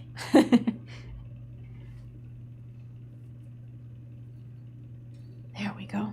I'll have to combine the beginning portion of the last stream with like where we picked off with this stream. So I'll put them all into like one file. So that way the poor person doesn't start watching the other stream like, oh, what happened? Where do I go? Where do I go? Because not everybody reads the descriptions. And so even if you put the link in there, they're like, what happened?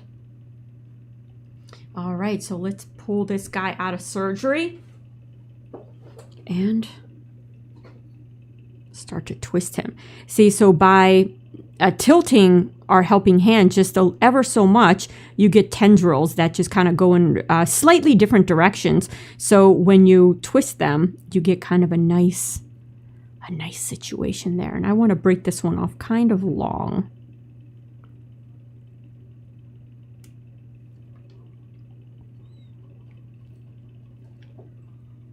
He might be a little too long, but I think he's gonna go there. Yeah, he's a tiny bit too long. Let me go like that. And I'm gonna flip this guy around. And I'm gonna grab this tendril, do the same. Move this guy out of the way. And let's see. Oh, am I gonna have to shrinkify? I think I am. I'm gonna have to shrink. So yes, I'm going to be kind of going under the table for this one. And this one is going to be going here.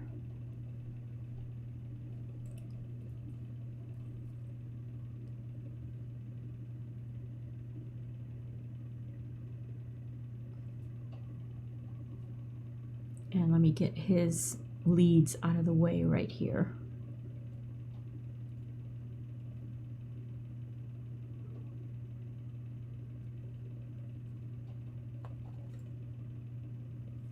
And I can bring you guys in just a little bit closer. Let's see this atrocity here. And make it, his leads are just totally in the way. There we go.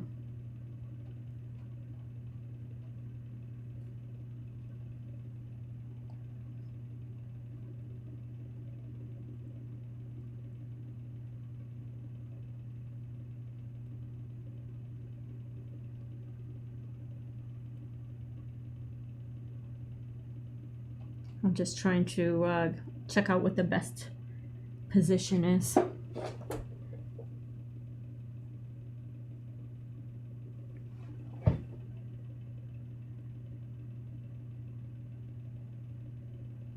That actually looks pretty good.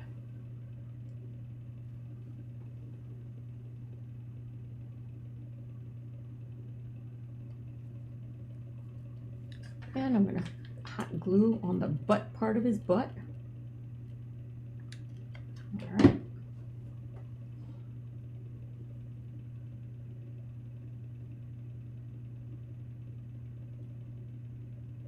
Hold that there for a sec.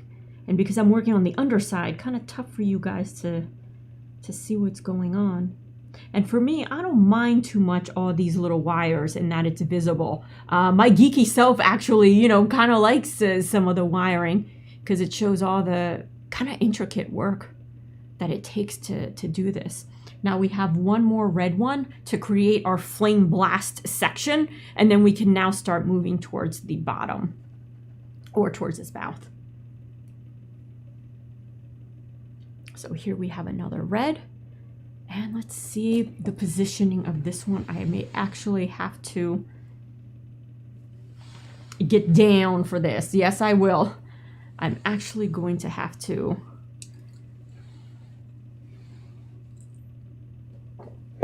move the chair back and work like this. Like the Munchkin from Wizard of Oz. All their little songs. Once you get them stuck in your head, it's over. All right, that's a perfect position there for that.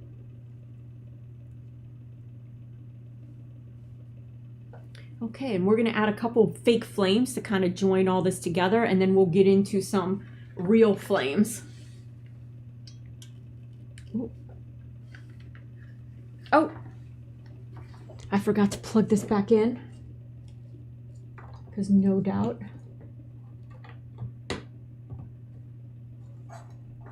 I think we were soldering, so let that just get a little bit heated there and see what else we can do while this heats up. Let's see, I'm going to hold off on cleaning up this wiry mess. We can do that as soon as we have the one more tendril to put. Then I think we can kind of start wrapping them all together, and we can start making, oh no, I need hot glue for that. I was going to say, let's start making our little single flames that we use to kind of cover up and plug up holes. And, but no, we require glue for that as well. So I'm just going to let that sit there for a second and admire our work. Guys, we're doing pretty good. We're doing, oh no, Dave's going to get it, stuck in my head. We are the little munchkins. No. Then I end up singing that like all day. Such a great movie. Can't go wrong with the classics. They're always like super amazing. All right. So the trick is just going to be winding these in a way such that they appear on the other side, which I probably should have bent their legs going the other way to begin with. But I think I can tie them all together here and then run them along the bottom. There's a little channel here that I think I can use to funnel all the wires. And the way he's going to sit on the castle, we're not going to see the underneath part of this anyways. So it'll be a good place to hide things. All right. So also at the end of the day, say something goes horribly wrong with this down the line, you know, months we've been enjoying this. Hot glue is not impossible to remove, you know, so if we need to remove parts or, you know, just a fire section, we can always recreate it in the future, in the way, way, way future, because I don't plan on doing this anytime soon. So yes, follow the yellow brick road. Say now I'm going to be singing all of these all night long. All right. So, guys, I mean, this is impressive. We got through, like, I think one of the hardest parts is getting this big thing going, and it's not very heavy. So I don't think it's going to weigh down our armature wire at all. All right, so we got this guy. And where did our flame go? Okay, so for this, I think I do need to get down here somewhere. Let's see.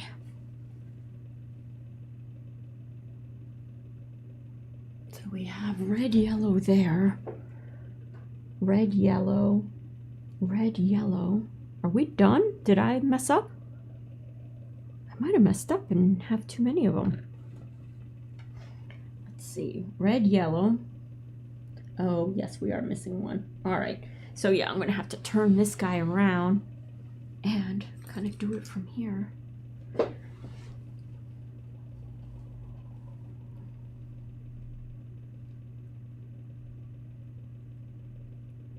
I'm just seeing what the best placement is. And I think it is indeed here. Yes. So now I will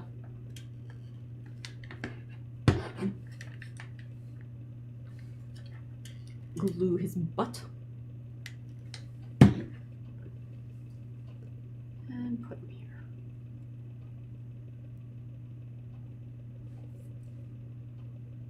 All right, guys, we got the fire blast done. Now I'm going to let that set just for a little bit, and then we're going to start to kind of move these wires into position, into where they need to go. And we're kind of done with the fan. It's cold in here already. We don't need a extra fan going off. All right. In the meantime, I'm collecting tendrils because they end up getting like everywhere. And grabbing other tendrils that you don't want them to grab. All right, we have our battery. We'll test it all once we get everything kind of wrapped up. Because now we're gonna start putting our fake fire. And so let me prep our CD case where that's gonna allow us to do a whole bunch of them at the same time.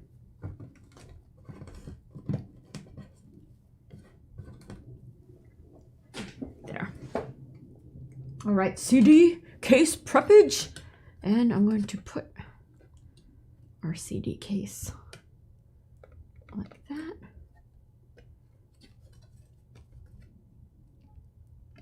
A CD case has a lip, so I kind of put it where he doesn't. And we're going to create a whole bunch of tendrils coming down from this thing.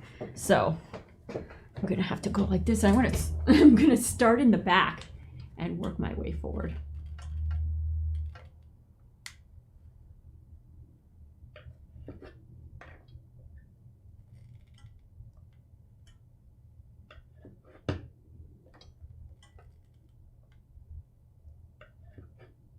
And you can see I touch the CD case, make a little round circle, and then just gently pull the tendril down, touch the table. And we're gonna make a whole bunch of them. It's our mass tendril producing factory, our little flames.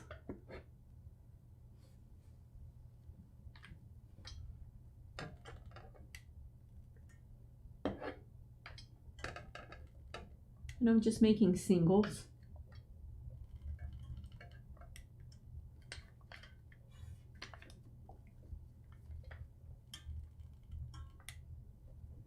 There we go.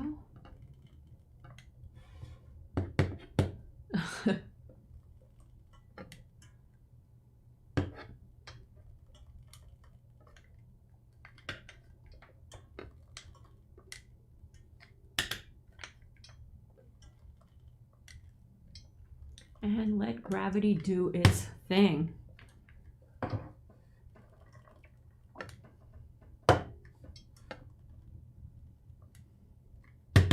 Now it's really easy to remove them off the CD case. You just pluck it off.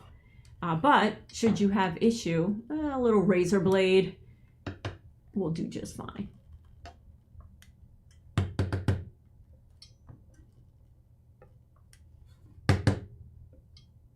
I have to set up more cameras. I need the, like, from the floor camera, the Munchkin camera. We'll call it the Munchkin camera. There we go. So now I don't want to move this plate, you know, because then all the tendrils will kind of bind onto each other, and they're supposed to be singular flames. So we're just going to let that kind of do its thing, and we can start hot gluing. But in the meantime, let's tackle this wire mess and figure out what the heck it is we're going to do. There we go. So somehow, and I don't even remember which is which, negative, positive. So let's find that out first. So you guys may not be able to see, you know, these two wires here that I have bound. But let's see which is which, because I don't remember. I think this one is negative and this one's positive. Yes. And it's all lighting up. It's nice. All right. So the one towards the top is negative. So I want to start somehow bringing the negatives this way and the positives on the opposite side. So I'm going to go tendril by tendril that we added, little flame. And this is negative. And this is positive. Luckily, these are insulated, so they can actually touch each other, which is nice. And so I'm beginning to just kind of separate and maybe get them all together to run down here.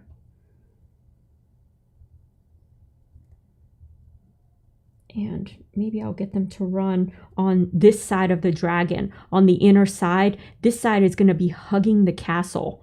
So it's going to be very difficult to see this side of the flame. The beauty is going on this side, which is unfortunately the toughest side to get to. And it's difficult to flip them around because of the tail. So what I'm going to do is try and get all the tendrils to wrap and come around this way, right there.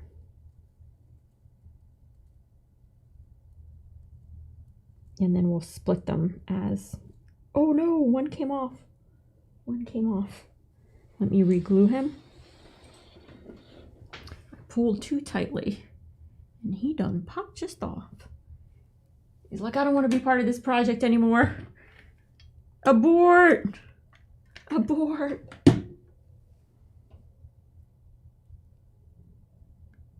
Here we go.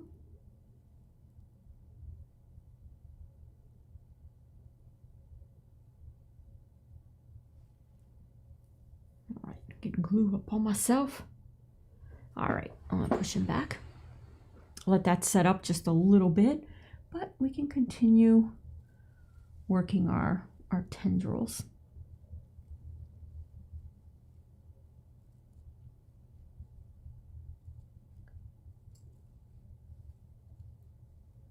And these can be wrapped together along with this one.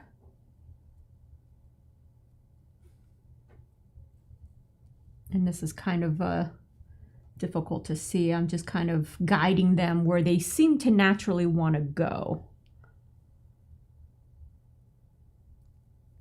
And untangling some of them. That guy kind of wants to go there.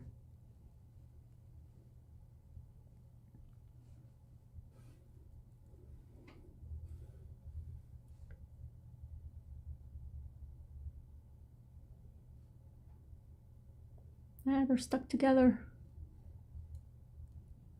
I'm going to send this negative one here. All these negative guys.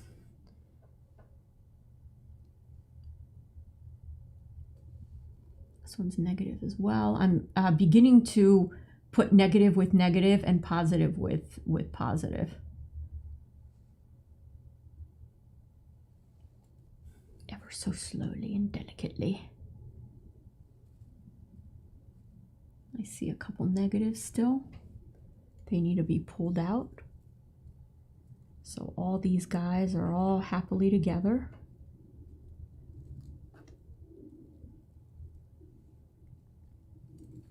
And I think I have 2 more negatives that need to wrap to that other side. Right here.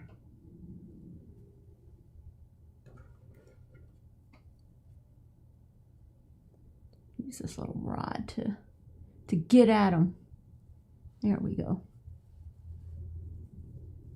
You can see blue and silver, and we're gonna get gold and red on this side.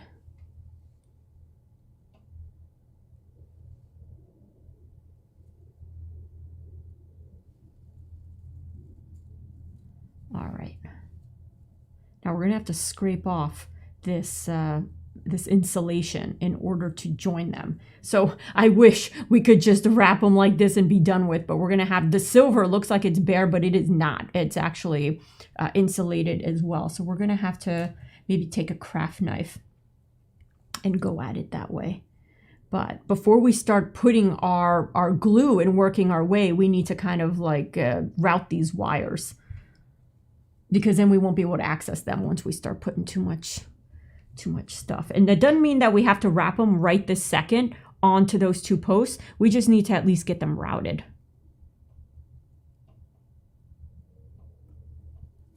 And out of the way we would want them to sit. And we don't have to worry about them touching because they are indeed insulated.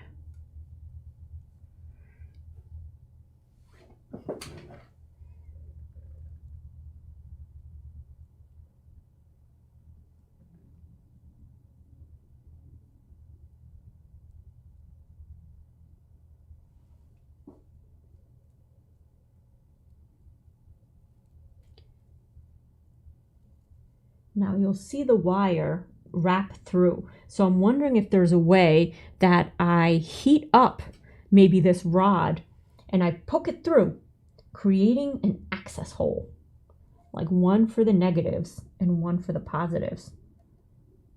I'd be curious to try that. So maybe I can take a heat gun or the heat from this over here. But yeah, let's see what that looks like. And is this plugged in? Yes, it is. All right, so this will be our pokey stick. Actually, this metal will be our pokey stick, even better.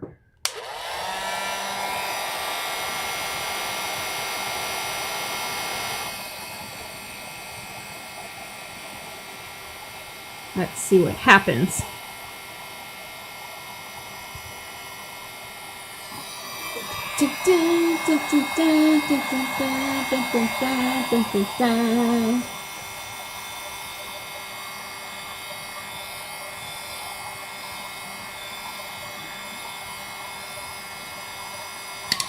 Whoa! I doubt we need it to be that high. All right.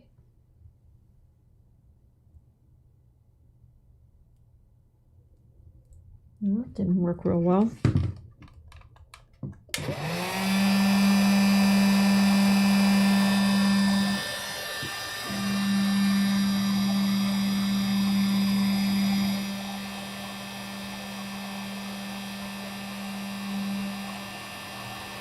Get it real hot.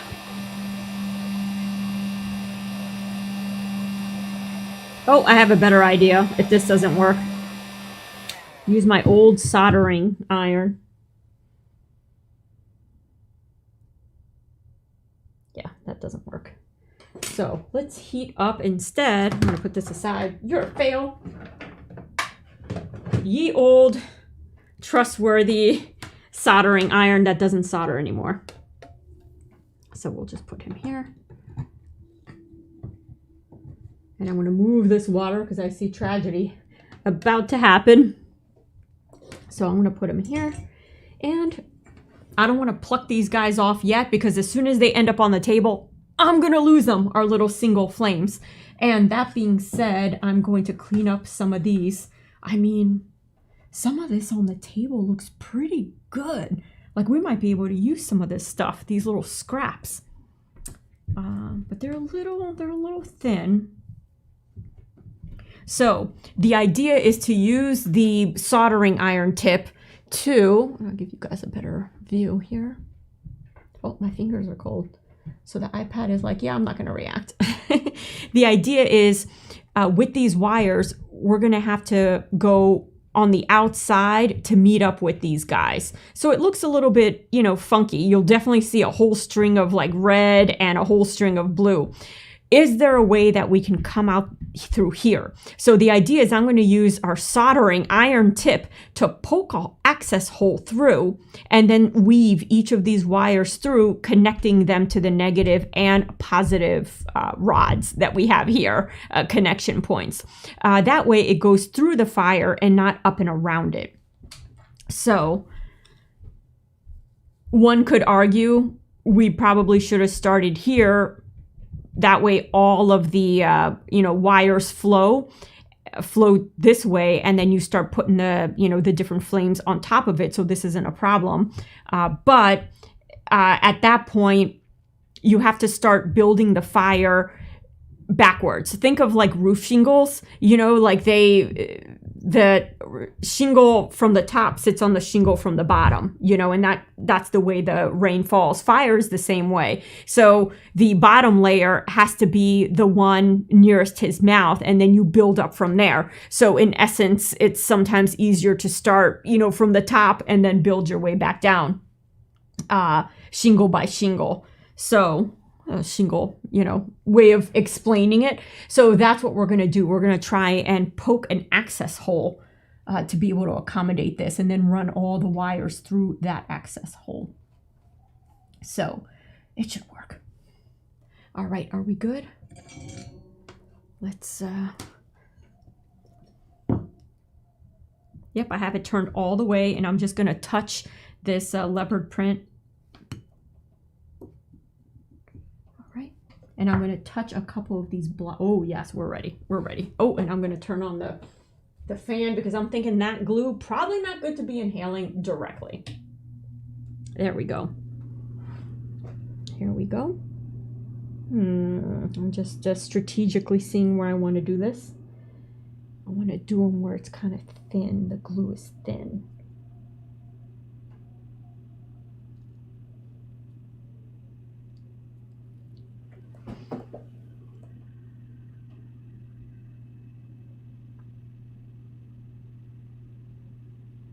There we go. That's perfect.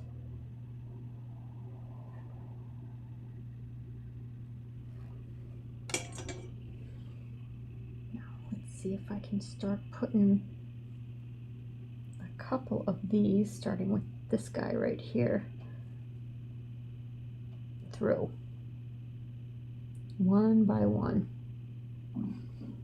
Oop. There we go. Start with this guy. This is where the tedium starts.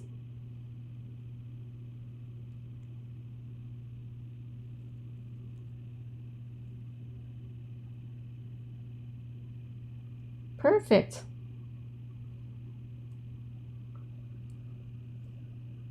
He's a little gluey, but we'll make do. So negatives over here.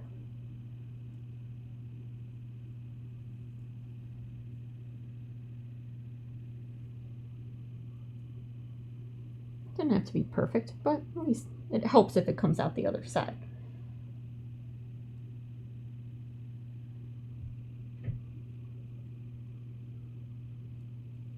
Have a little invisible hole. There we go. And then we can plug the hole up later on. Oh, this guy's getting stuck. What are you getting stuck on?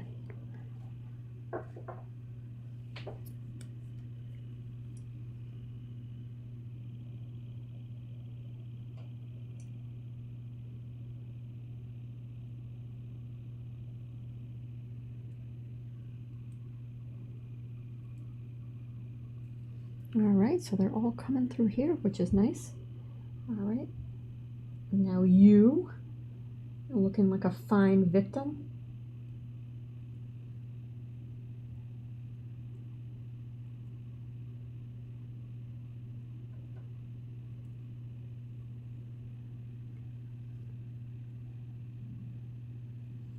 And a little bit of wire visibility is not going to bother me too much.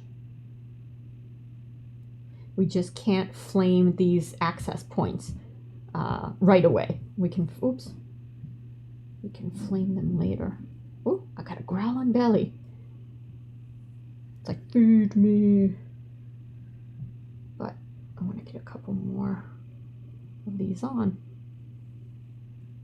And like I said, we will pick up tomorrow with whatever we don't finish today. Okay, guys, perfect. So I got all the negatives run. Let's try and do the same thing with these positives now. I'm going to go in with, find a nice little hole. Let me move the wires. And I think a nice access point, is right there. Let's go all the way through. That's a nice hole. Beautiful, people. I'm just going to let it cool off a little bit. And we're going to start to feed it. All right. Oh, I might have to shrink down for this one.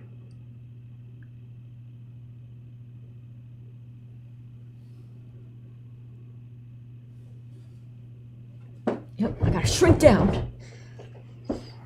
Oh, all right, because the hole is on the bottom. But what I did was I looked for a thin portion of the glue, so I wouldn't have to go through a big old bulbous, area where it kind of like almost in between two flames, two flame balls that we created, where they come together, was kind of a nice area to hit. And I cannot see the hole from this side. Is that it?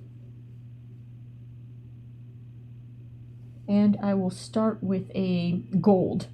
They're a little bit more sturdy, so it might help me find the other side of my access hole rather than the flimsy red. Because once we kind of get one through, then we kind of have its location scouted out.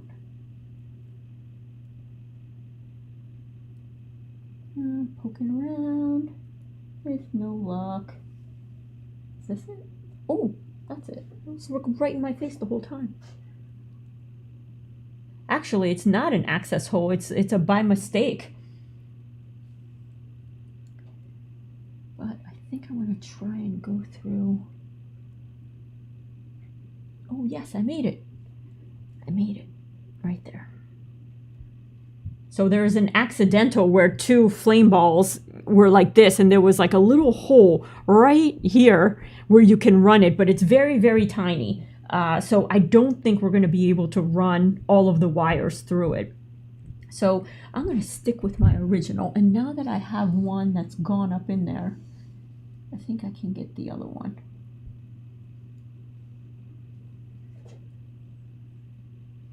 Yep.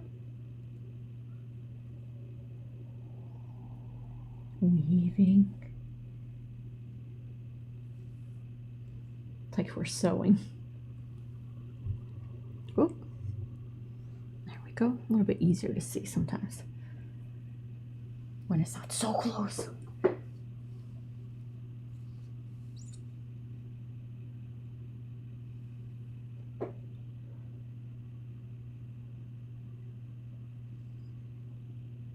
And these wires are almost like hairs.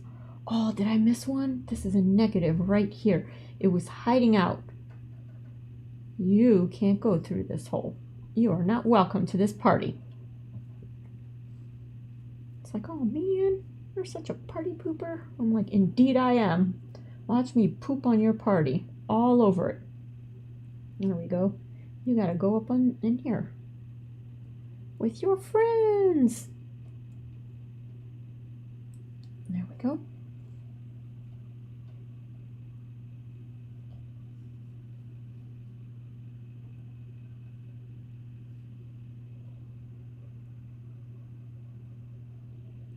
These were a great idea. Going this size. The little baby LEDs.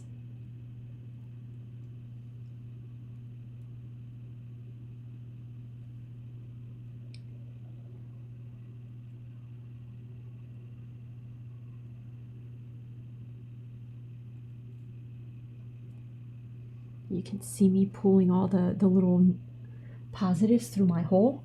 You know, and again, we could have just gone up and over. I don't think it would have made a huge difference, and then covering them up with some flames, but I think we'll have to do a lot less cover up this way. One could hope.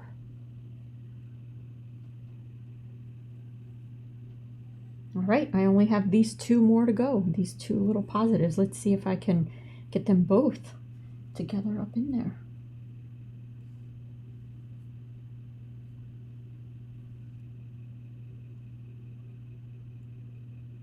Nope, not two at the same time. They're like, you must pass one by one.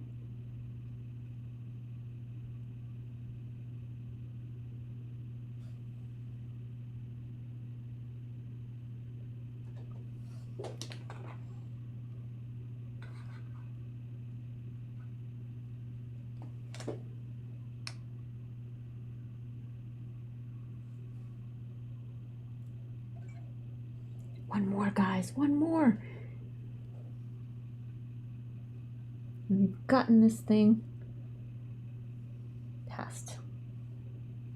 All right, so there's no instruction book for this. We're just kind of coming up with ideas and winging it on the fly. Sure, we did a little bit of testing beforehand to kind of increase our chances of success in terms of coming up with a design that we could feel confident in.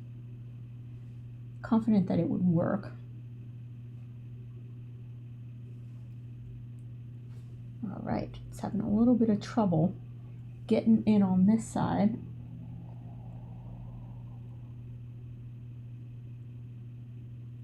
Getting a little tangled. And these like little wires are so, they have no weight to them. Or rigidity, I should say. So it's really tough to get them into the hole. There we go. So we have, and I'm going to hold off on tying them all together, but we have all of our positives here. And we have all of our negatives here. So we're good to go. And we can start to tie these up when we move into our blue section. But now we're going to start kind of like working our way back. And I made a whole bunch of our fake tendrils, but I think let's add now that I see the trials and tribulations of trying to get this thing together and weaved in properly, maybe we should start with the lighted ones first, get them weaved in, and then put in our hair patches, after that. So let's start with a real light deep inside its mouth, probably yellow. So here is a single flame already prepared. And let's get that guy going. And again, I believe positive on this side. So we're just going to bend this way, which is probably what I should have done doing the other ones. Remember how I was saddling it? And then once we got to the smaller tendrils, I didn't saddle them. So I probably should have saddled. We're going to do a test fit here. And we're going to put it in his mouth. Like that. I think that's good. That's a good placement. Let me do more of a bend.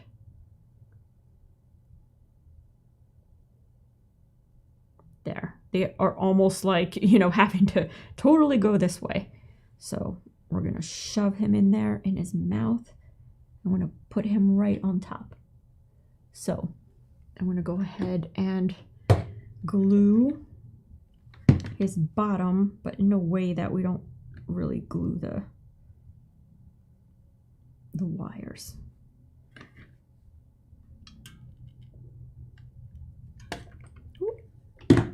All right, now we're going to, it's okay if we get glue kind of along the shaft of our thing here. It's okay.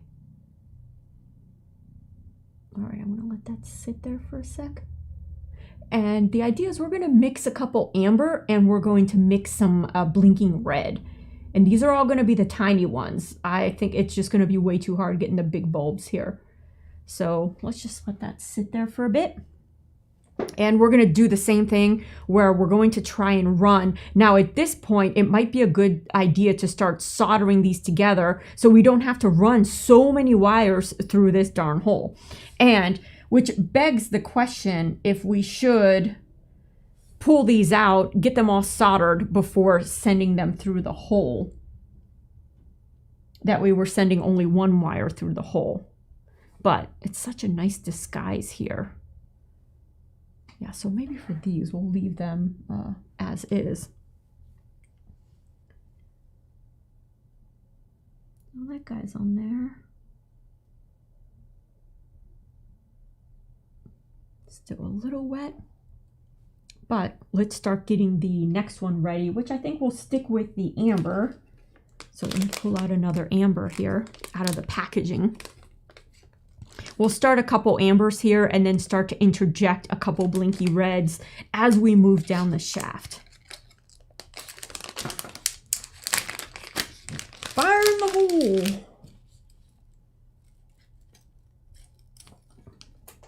Oop. I lost one. All right. So that guy will make... Let me collect these before I totally lose them all or mismatch them with the colors. You know how that is. So give me a moment here. And I'm actually going to put them in our yellow bin. Yellow is here. Yellow. All right, good. So far, so good, people. And what I'm going to do is take our little light here and create another single tendril. We're just gonna kind of like a single. Maybe this one can be a double. I'll make a double. All right, make it a double, sir. Shaken, not stirred. All right, so let me remove our tendril business here. And I'm just gonna pull this. You see all those tendrils? I'm just gonna very slowly pull this because I don't want them to unattach from the CD case. So I'm just going to kind of move this over here. Kind of put it like diagonal on the multimeter. There we go. Good enough. So I'm going to attach our little guy. That freaked me out. I thought it was hot, but it wasn't because I felt the heat from our pokey stick.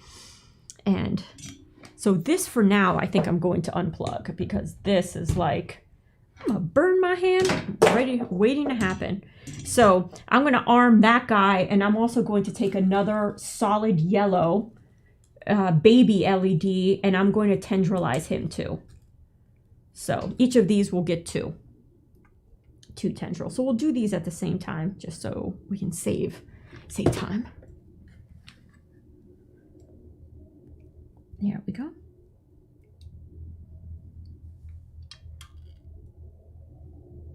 And Dave is saying, like Zorro, on guard, exactly. Make those holes. We did Zorify them holes. So, yep, all I'm doing is what we've been doing forever, which is making little fire tendrils. So let those kind of sit there for a second. And I do think I am going to start to try and solder them. So we only have to put one wire through the hole instead of a whole bunch through the hole. I don't think it makes a huge difference, but we can try one, see how it goes. If it's like ends up being a complete nightmare, then we'll bag it. You know, we'll bag that and just send a whole bunch of wires through the hole. So it's getting cold in here, people. It's getting cold. A little chilled. All right. So touchy touch. Touchy touch. All right, good. Let's do a second tendril.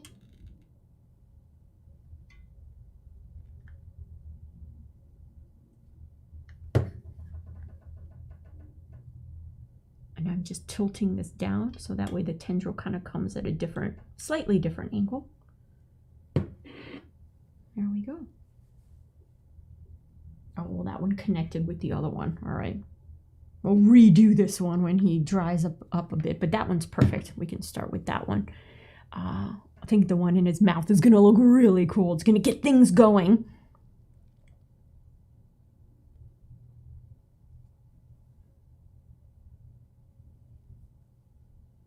And then what I may do is once all of our little flames are there, once we have kind of the fake flames, any weird holes we have to fill in, then I can hold the dragon, hold him by his belly and just upside down and maybe do a couple tendrils if needed. I don't even think we're gonna need to.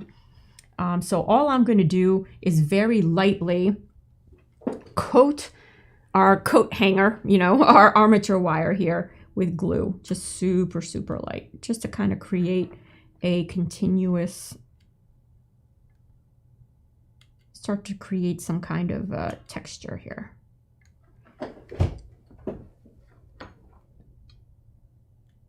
So it's not like, oh, let's move you out of the way.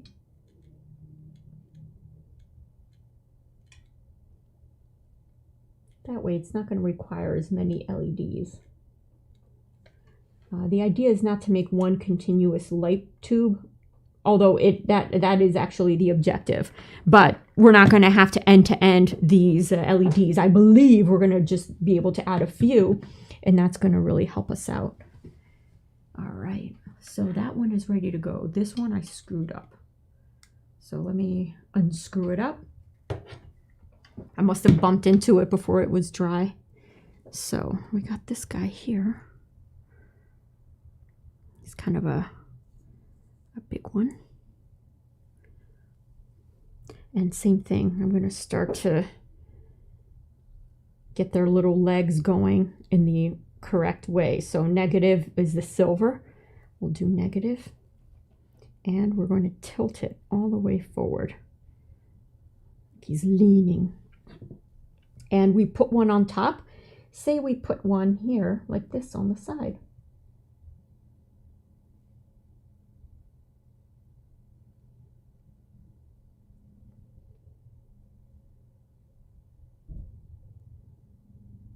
Just like that. That'll look really good. So I'm leaving him there as I prep the gun. I'm going to make a little dot and stick him on the dot. There. Now I'm going to let him kind of settle a little bit and really think about maybe connecting these legs. I am so tempted to do it, guys. Maybe I will. So let that set up just a little bit longer. That's looking pretty good. Now I think what I'm going to do is bring him, I'm going to move these tendrils over here. You guys kind of get the idea of tendril making. It's like, enough already, enough. I'm going to move him towards me and let's see, which the best surgery position? That's always the toughest. I think here. And normally I like to be able to hang on to something as I work, but I might have to free float, which is going to be a little bit difficult. But let me fire up our, let's see, our soldering station here, get him ready.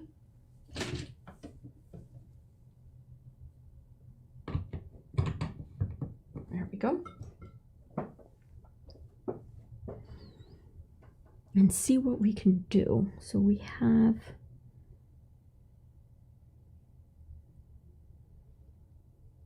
these two.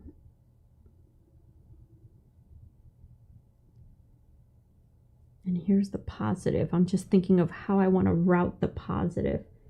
Maybe I'll route him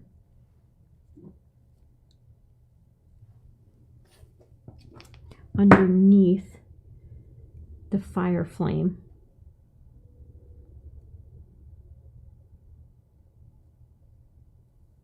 Route him this way to go with the positives on this side.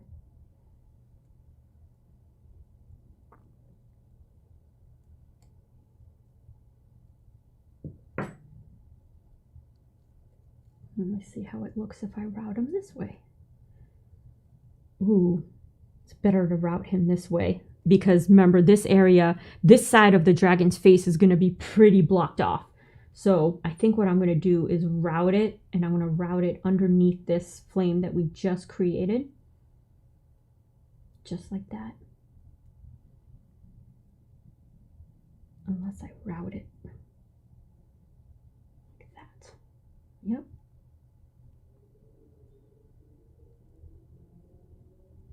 It actually doesn't make much difference, but I think the more of the wiring that we can hide on this surface and on the underside, the better. And then we'll cover these lights in fake flames, meaning flames without LEDs inside them. So we can start by, the positives are going to be tough, but the negatives, we can start by, I'll leave this guy long, and scraping off some of that insulation. All right, so let me grab a craft knife. This guy might be a little blunt, but he might be good.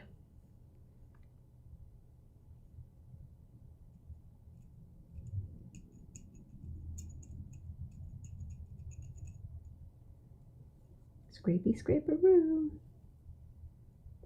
And scrape the glue as well. Some glue on here.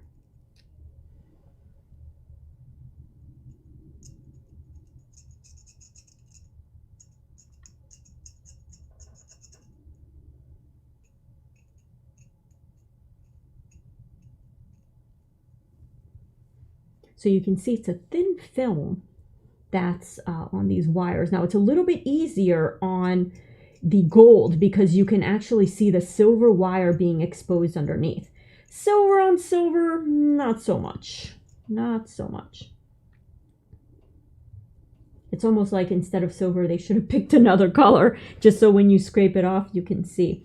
So what I think I'm going to do is take this wire here and wrap it around this wire, but much higher up here.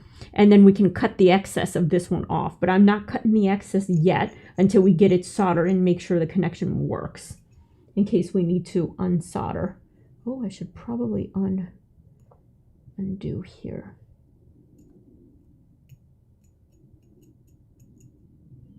All right, and we're going to see before we wrap that we get an electrical connection.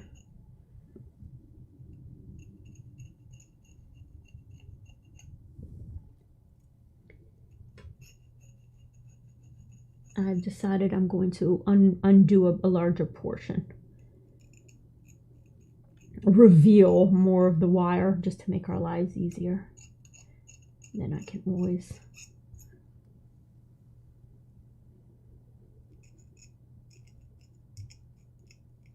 There we go. It's got a slightly different feel to it without its covering.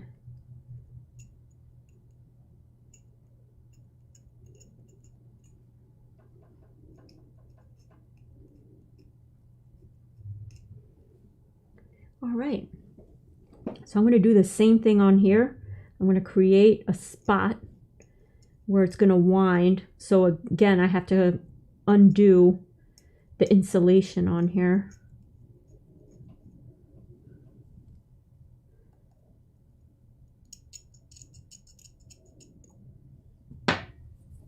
All right, let's see if that's enough. And the way we're going to test it is with the battery. Now, I don't know which negative goes to which negative, so, or which positive. All right. And then these two then would go together. All right, so the idea is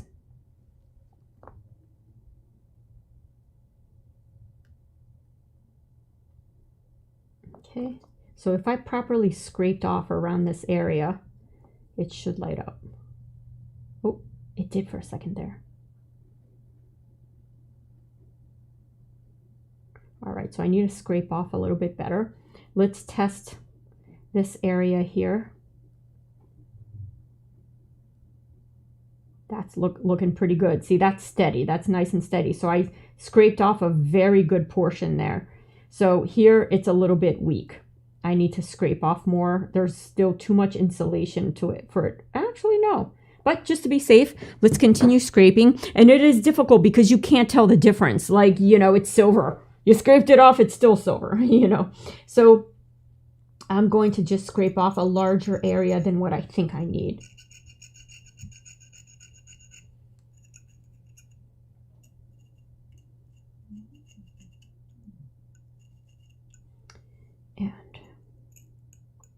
And I like using this blunt one because you can literally cut it if you use a very sharp knife. All right, that's looking pretty good. Let's do the test again, whereby now it's just remembering which positive goes with which negative. So, all right, so I'm gonna move the negative into the shaved part. All right. That's pretty good.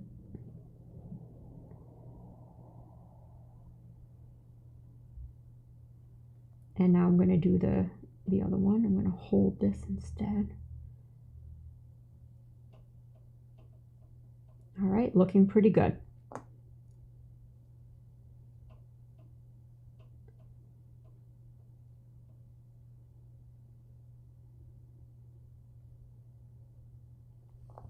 All right, I'm just going to scrape a little more here.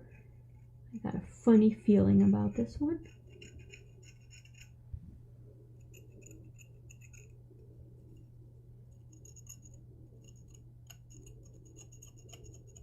All right. So now the idea is that we're going to take this one and wrap it around.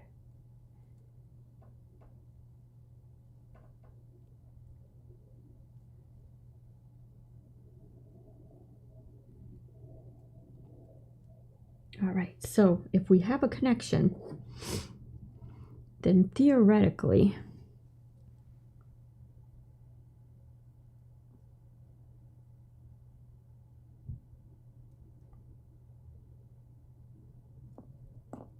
all right, I'm going to hold it at the connection.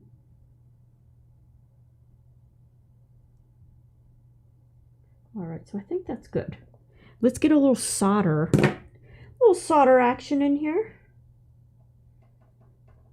And that's going to be extremely difficult because we're like right at his lip. Right at his lip. So let's try and do this without melting my clay off.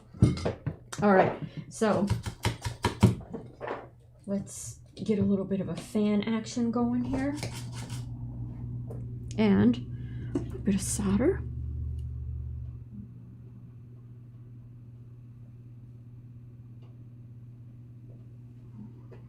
Okay, I think I'm going to come in from here.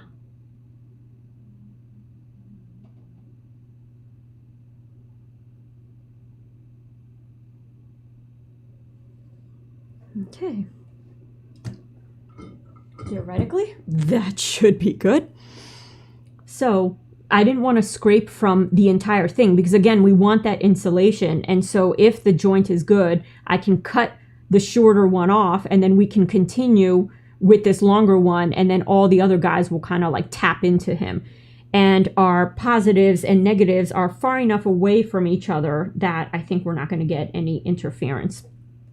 Plus, we can use a little bit of glue insulation, which is the way I think I'm going to go. And so if that guy kind of lays there nice and quiet, and we're going to do, oh dear, I'm going to have to turn this guy around and kind of get on the floor to do this guy here, the positives. And let me try something because this angle is going to be kind of tough for you guys to see. If I rotate him around like this, you may be able to see, and I can work on this side of the table, these two right here that I'm going to do. So because I'm going to actually move these, I'm going to do like Dave, I'm moving the LEDs to the floor so I can move this dragon even closer to you guys, because I'm going to work in an area where you just, the action is happening like here, literally. You can see the two gold wires. Ooh, that's good. His coloration. So I am literally getting right right behind you guys, and you're going to see like a hands only type of thing. And so the idea here is I'm going to do the same. I'm going to shaveroo, and we're going to twist these two together. And luckily, because this is gold, we'll be able to see the silver coming through.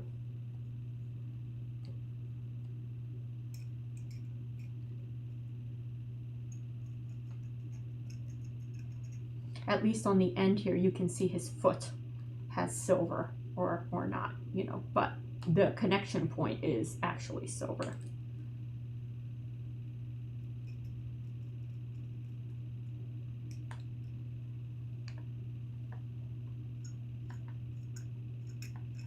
So you can start seeing, well, probably really tough on this camera. It's not as detailed as the other cameras, but you can start seeing the silver now that I'm scraping off the copper, goldy, you know, gold copper type of. And you want to get it looking as silver as possible.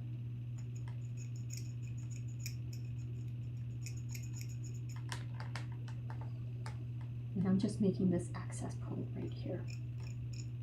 And we're going to glue it on the opposite side of the negative, just to be sure everybody's spaced out, everybody's happy, no touchy, no touchy.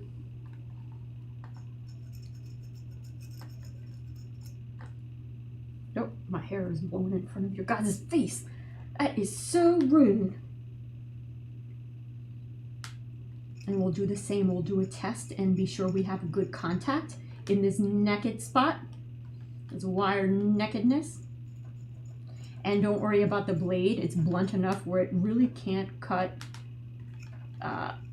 skin in the orientation. Now, obviously, if you do that, that's no good. But so please don't be nervous. Famous last words. Ow, guys, I cut myself.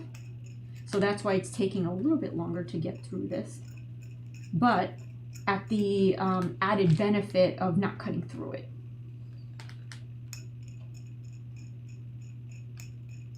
And I didn't want to shave it beforehand because I kind of didn't know the area we were going to be in. All right, so this is going to wrap here. So I want to start shaving right about this area here. And when I move the blade into this position, you know, when you're scraping, you know, like this, it's no danger to your finger. But the second you turn the blade and have to go through like that, then it is. So you see I've moved my hand when I have to get the blade in that orientation.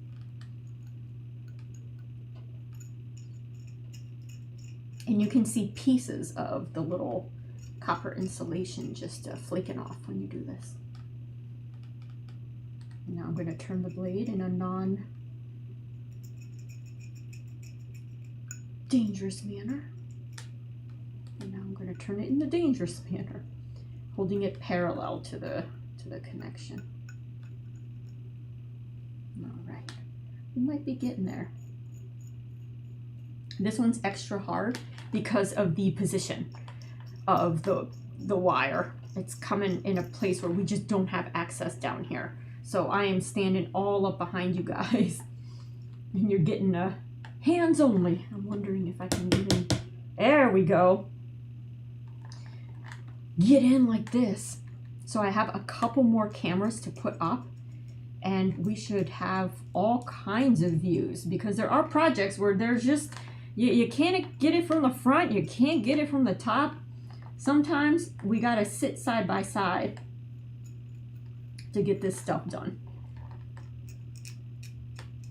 All right, that doesn't look real silver to me, but I've been at it for a while. So let's test it out. I'm gonna grab this. Oh, battery pack. Oh no, I knocked down the LEDs as I predicted I would. All right, so I moved them. Luckily, they did not fall out of their pouches. So I'll have to talk a little bit louder here because the mic is like over there, you know, over there. So down that general direction, but let's see what we got going on here. So we know this positive, I kind of scraped around here. I'm going to position the battery right there to make it easy. So I know I kind of scraped around here, And here is our, oh, okay guys, I'm moving around the positive back and forth against the scraped area. If it's mostly on, then we know we got a good scraping. Now, if it's mostly off, we know we need to scrape a little bit more. I want to scrape a little bit more for a good measure. And let's try the other one that I scraped. All right, the scraped area is doing pretty well. But for good measure, I'm gonna go ahead and extra scrape. Hopefully not to the point of breaking the wire, but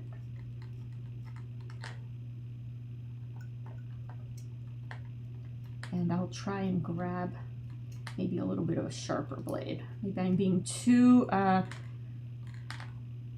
conservative is the word I'm looking for. A little too conservative, but I see a decent amount of silver, so I think we might be okay. It's just tough, I think, to get this underside because I can't see it. So we're just kind of scraping blind here a little bit. Yeah, so I am gonna go get a slightly sharper blade. I'll be back. So I'm just gonna leave you guys for a moment.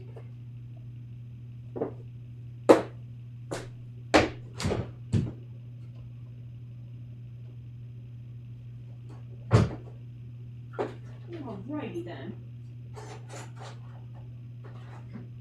This one might be slightly sharper. And let me grab a pair of tweezers. I just saw tweezers are going to help us out a whole bunch when we start to position these flames. So I'm just going to put it here, these tweezers. And, ooh, Dave has a good idea. Let's see. He's saying that I think I tested that the glue is a good insulator. Awesome. So we have confirmation. And you can test the glue as insulator with your, oh yeah, we could do that and see if we get continuity. And then Dave's also saying my new parts include cabinet lifts for some metal cabinets for my computer room. More shelving projects. Yeah. Oh my gosh. It seems like you've been doing like shelving like forever shelving. And then I have used sanding paper to remove that covering as well. That's not a bad idea. I have this sanding block here and it's got some of these sharp edges so I don't have to try and get in there with big old sandpaper. Let's see if I can kind of delicately, and it's a decent grit. It's a decent grit. Oh, you can see some little copper color.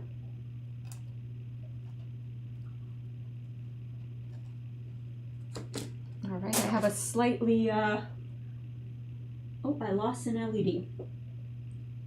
I have a slightly sharper.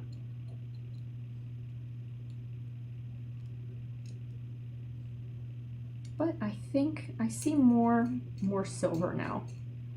So I think we should be good.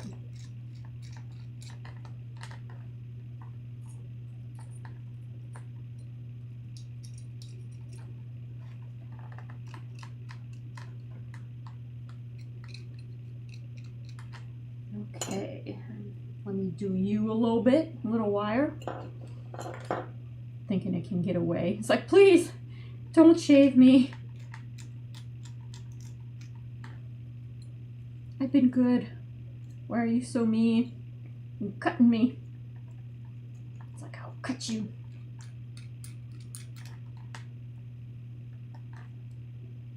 All right, yeah, sandpaper I think would be the best bet. I just don't know how I delicately will get enough sandpaper with enough motion in this tiny, tiny little area. Mental note, let us not do LEDs in inaccessible places. All right, so we can use the continuity meter or we can do this. I think either way. Sometimes this, the continuity will crackle. So you get kind of that audible, but sometimes if your leads are dirty, then it'll seem like you're barely getting a signal. But if you, let's see, oh, I'm on the wrong thing, no wonder. I'm touching the wrong thing.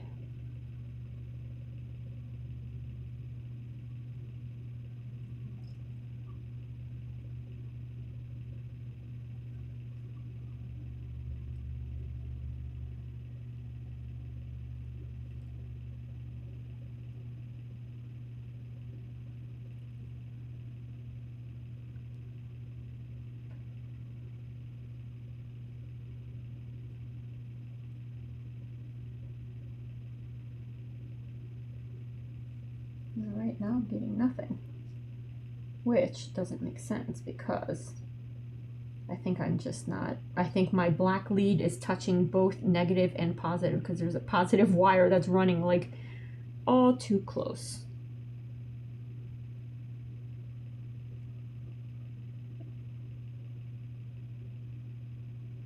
Yeah, there we go.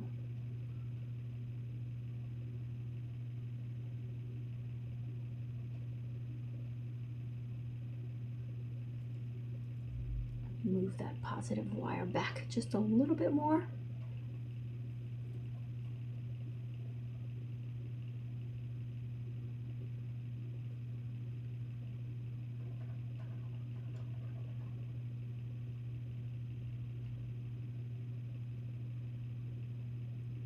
All right, so at least we know we have good continuity across our negatives, because no matter which negative lead that I touch, that light is getting lit. It's getting lit up. So that's pretty good there.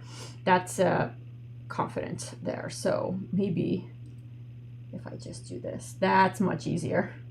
Okay, so I am getting good. See how I'm rubbing back and forth the positive. And so I'm getting good continuity there. Now let's try the other positive. I'm going to wrap this guy back around. Let me, how did I have him going? Let me get on this side.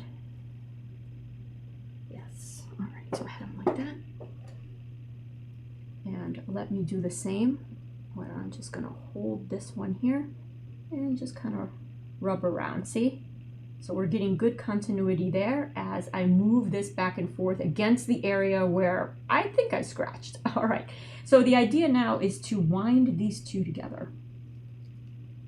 So I think I'm going to wind this guy around this guy, preferably in the area, or aiming for the area that we just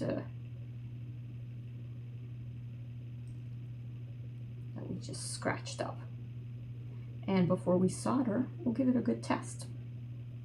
All right, now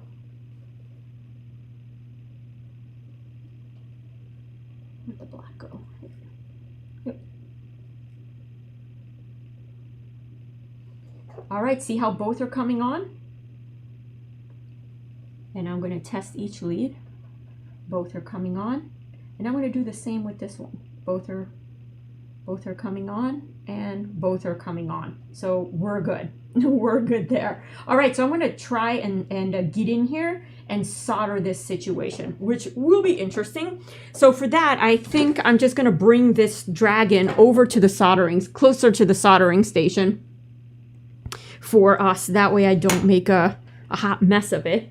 So that's kind of going to be our life, you know, is scrapey scrape, solder it together, scrapey scrape. All right, let's see how I can get in. I think I can kind of get in here. Let's see if you guys have a view of that. Oops. Kind of, not too good. There we go. Perfect, and I still could get in there. So let's get him going. Whoop.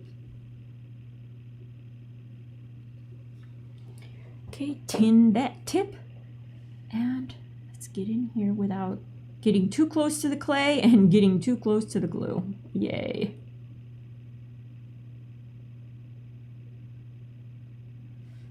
All right.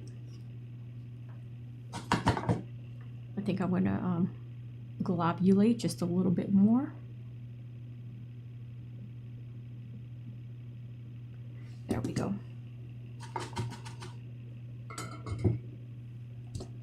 And I'm going to let that sit for about 2 seconds. Whoa. Enough with the wind. All right. So, it's looking pretty good. This is, you know, quite a feat, but I think we're good. So now what I'm going to do is cut the excess lengths off. So let's, you know, I'm just going to pick whatever one I think is longest, keep that, and I'm going to cut the short one because now each positive with positive, negative with negative is bonded together for all time in holy matrimony. So these little shorter ones now can get cut off. So let's see. This is kind of shorter, so I'll cut this off. They're so tiny, don't cut both off. Gotta pay attention. There we go. All right, so we have, I'm gonna move this battery pack. And guys, that's looking pretty good. So here's our negative. I'm gonna hide this. And here's our positive. Now, what I'm gonna do is use a little bit of Dave's glue insulation idea and insulate the joint so we don't have to put any type of, you know, rubber, like a little shrinky-dink tube. And I'm going to use, oh, where'd it go? Oh, I'll use this wire. A toothpick to kind of wrap the glue around.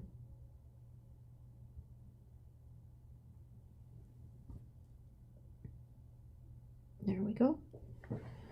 And I'm going to do the same here.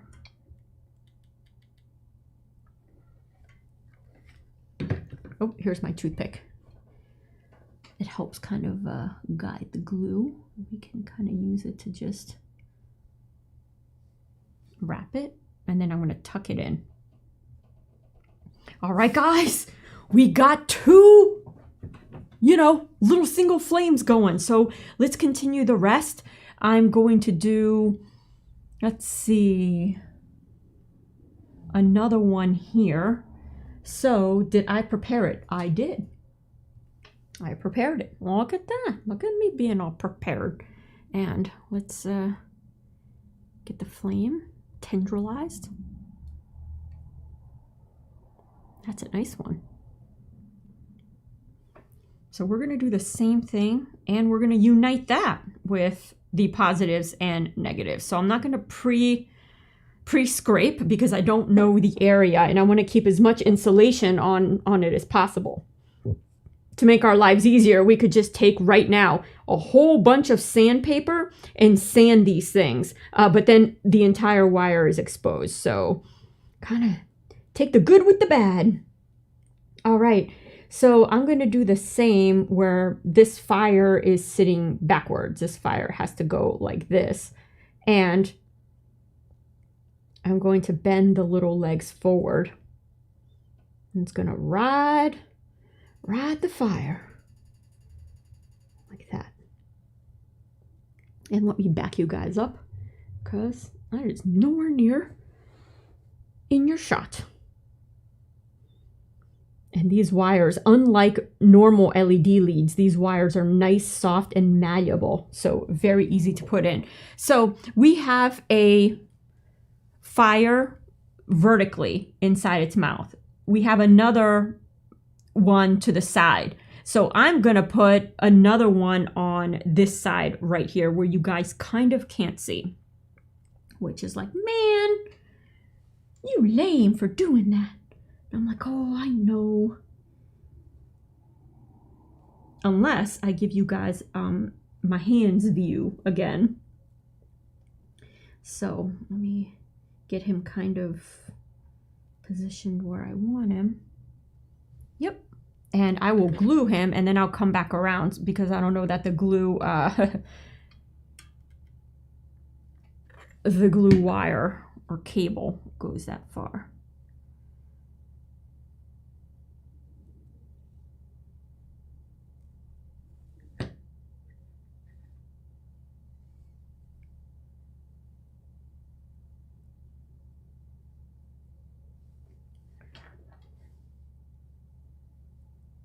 Actually, I'm going to put him here. I changed my mind.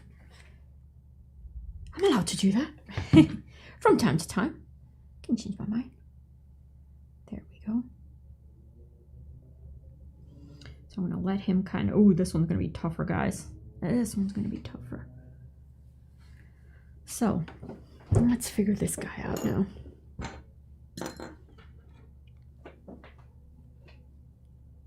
And then we have maybe a handful more to do. And I think the fire portion at least the flame portion of it will be done. Then we'll see if we even need to add, you know, our fake fires. The fake ones will be easy because they can just kind of go on top. So the idea is to have one positive and one negative by connecting all these going through here. And that'll make our life a ton easier.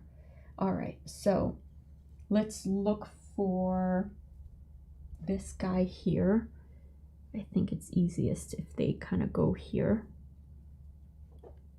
And we have this guy. And what happened to the other negative? Am I not seeing it?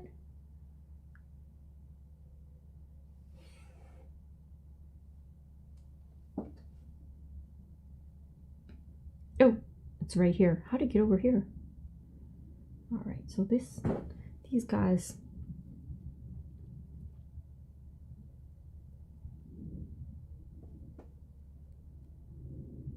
All right, so maybe.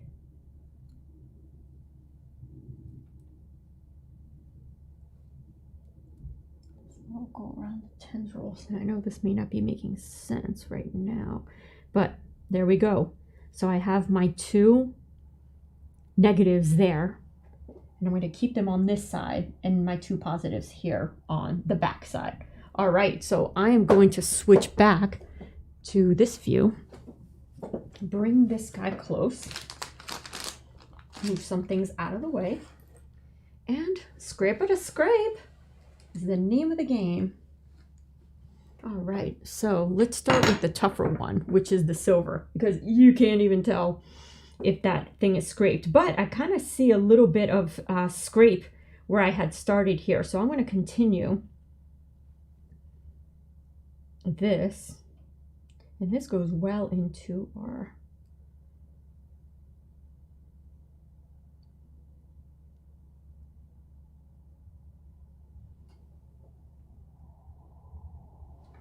I'm just trying to get what position I want.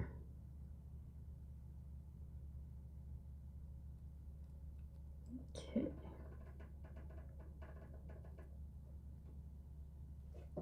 So I'm gonna scrape up in here. Let's see if I bear hug you guys.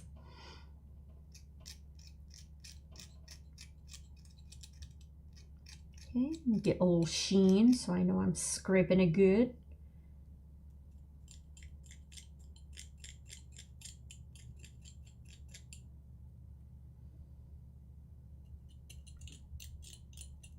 Scrape the underside.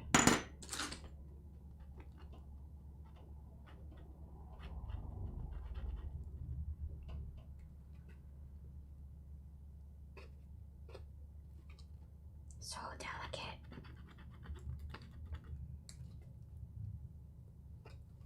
I'm hoping my idea of not sanding the whole thing down at once is the right move. It would be so much easier to sand all the insulation off each one of them. That way you can attach them anywhere you want. But then you have like a raw wire. All right, I think that's good. And let me do the other one where I think they'll connect. This view is a little tougher to see. Probably move him over here because you can actually see from this view a bit.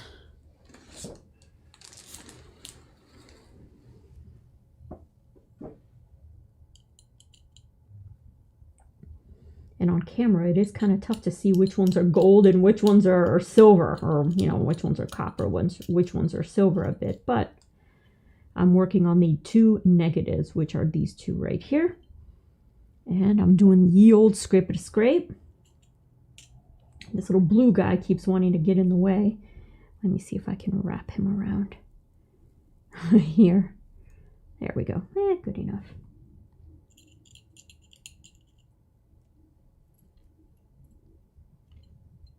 And whatever little glue pieces fall off, we can always put them back on, because I am pulling a little bit rough on it. So we might lose a couple of flames. But so far so good. Everything has been kind of doing its thing.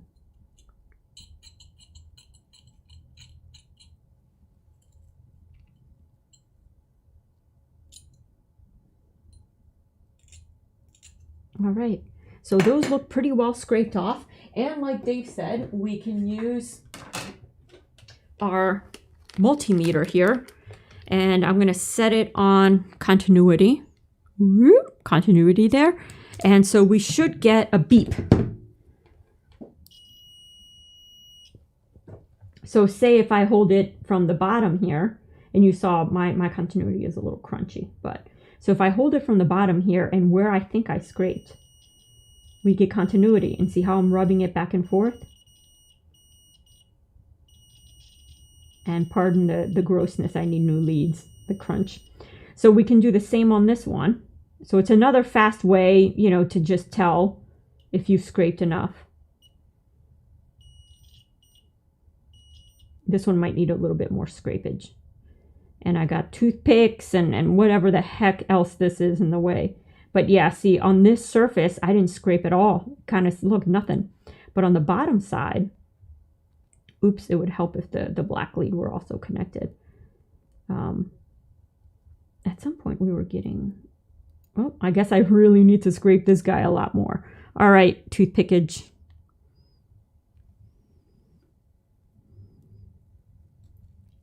Let's move you. So let's scrape this guy right here. I said was the one that kind of needs a little bit of help. So let's scrape him further. No, I think he really needs to be scraped from down here. So for this, I'm going to like sit down and kind of get under him like that.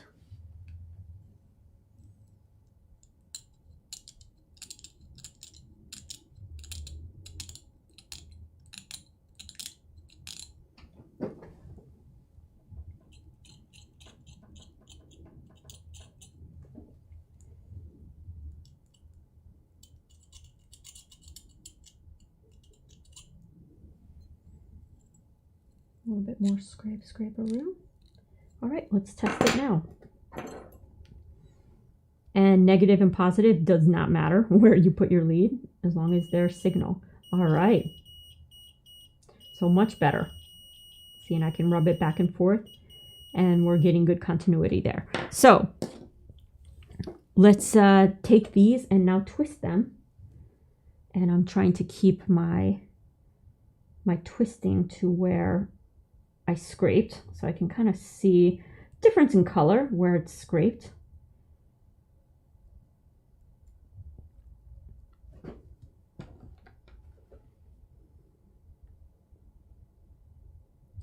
And do the same thing.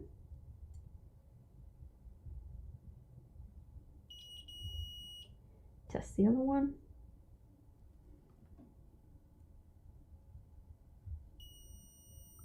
Awesome. All right, so that's ready to be soldered. And let's do the other one. Although let me solder that real quick so we know that that's done. And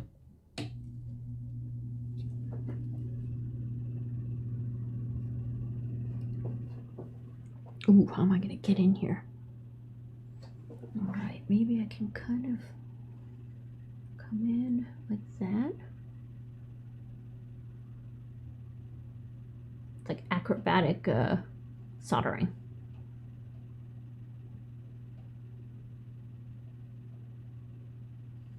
All right.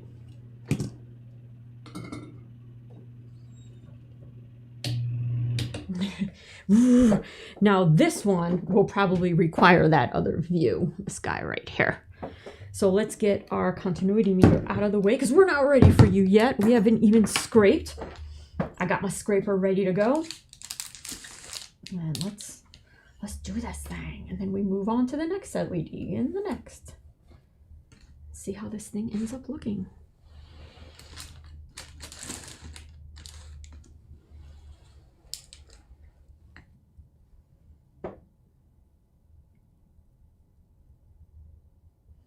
So we have these two wires right here that I'll be scraping. So let's see here.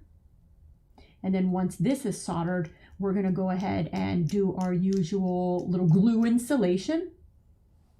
Also with this, it's not like we're running, you know, our ignition coil, you know, voltage and current through these wires. These are very low voltage, low current. So a nice glue installation should suffice.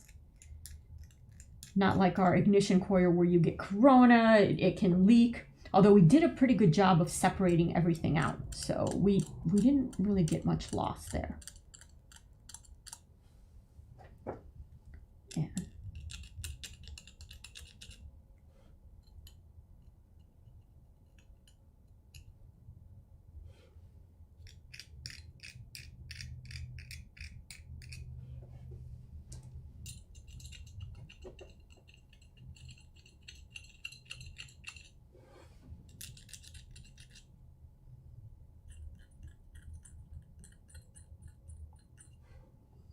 All right, let's test this one. See how much more scraping we got to do, if at all, actually. All right, test that they work. But you can see if you get like really at the tips, that crunch, it's time to either clean or replace your tips. In my case, it is time to replace them because this thing is like old. These tips are the original that came with the unit, and they are quite a few years old. That's nice. Look at that. Rubbing it back and forth along where I scraped. Nice strong connection there. So let's scraperoo this next one. I'm gonna move this guy out of the way and kind of straighten it as much as I can. That makes it a ton easier. Trying to scrape around kinks is tough. All right.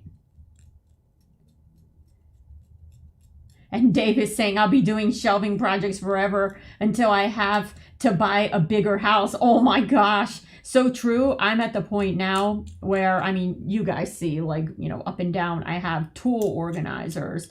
I have a wraparound storage unit. I don't think I have a wall anymore where I can hang anything because it is literally all shelving. And I have just floor space to work anymore. So yes, it's time to upgrade. Me too, Dave. It is time for like a 2-car garage would be nice. Right now I'm working out of a 1, but I gotta tell you, I have done a ton of projects out of this tiny, tiny little garage. Sometimes, yeah, you gotta move some things into the other room so you can get started, but I learned so much. So I'm actually quite thankful to have it even to this day. And not have to work out of a bedroom or anything like that, because it's kind of tough when you got like electronics all over the place and your clothes and all that. It's kind of tough. So it's nice to have a dedicated spot to work. But yes, I'm working on an upgrade. I'm gonna hold that.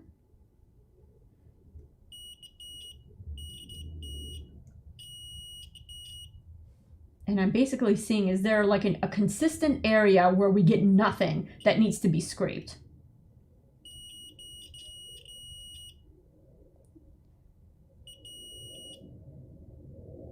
Ah, look, the underside, nothing. So let's scrape up that underside. And let me get in here like this.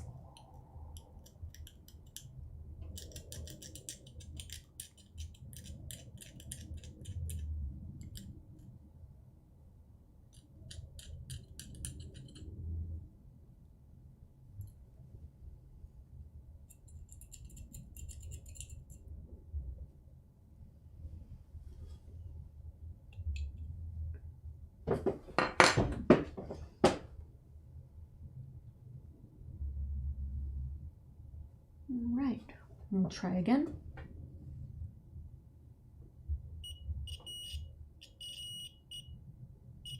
There we go, the underside is nice now.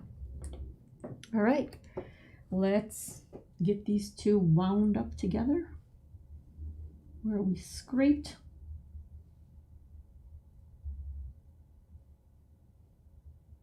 All right, and now we're gonna do our continuity test. We're gonna do this end to the center.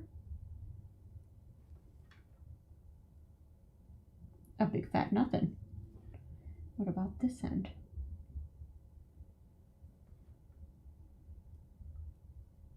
Now that just means that I wound it in an area that wasn't scraped well or at all. So let me just unwind and take another look at where the scraping happened.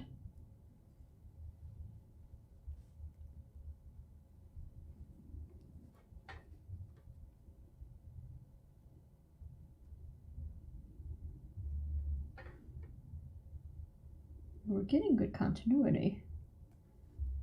So I'm going to scrape some more.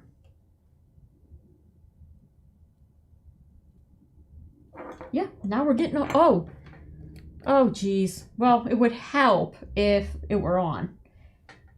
Please don't tell me that was the problem the whole time. After I unwound it. Unwound it. Not unwounded.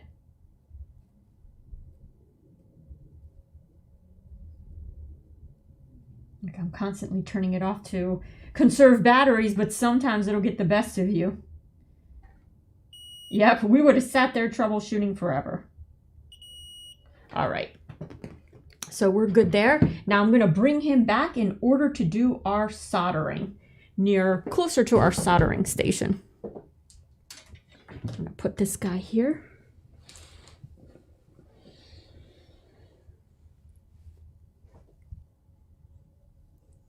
All right, let's see where I can get in.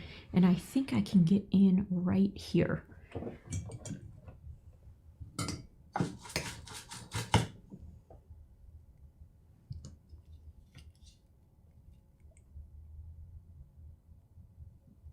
Ooh, nice to have the fan on. Right, it just gets a little chilly anymore with the fan.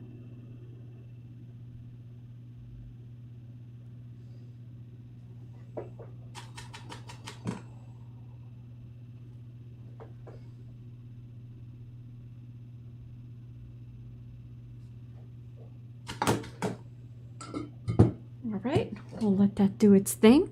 And then we will do yet another continuity check. I know, the exhilaration never stops, but I did warn you guys that this stream was going to be slow, you know, just real tedious. And I mean, we kind of had an idea that this portion was going to be that way, somewhat similar to like our clay sculpting. It's just real detailed, real like take your time or you'll regret it, you know, type of stuff. So because making a mistake here, we're definitely going to feel it. So let's do continuity again to see that our joint is all good and that we weren't just getting lucky the first time.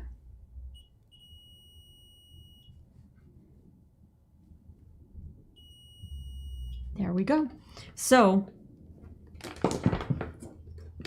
now I'll do a final test, which is just, let's get these things to light up. So it doesn't matter which positive and which negative I touch, all three are lighting up. So let me give you guys the actual view of that happening. Wouldn't that be nice? Like, oh, okay, just take my word for it. They are indeed lighting up.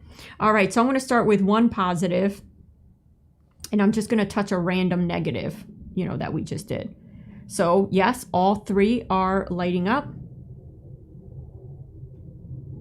All three are lighting up. Now I'm going to move to the other positive and we're going to repeat the exercise. And we're just kind of like hyper double checking everything because it's easy to fix a mistake now. Not so easy later. So now at this point, I'm going to add a blinking red right up here because I think that'll look hella cool, people. Hella cool. And now we're going to start mixing some of these copper wires with some of these little stringy wires here. So let's create a single tendril for our red. And let's, I'm going to go on the floor here and grab a red. Let's see. There we go. And create. Oh, one of my reds is missing his little negative buddy. Here we go.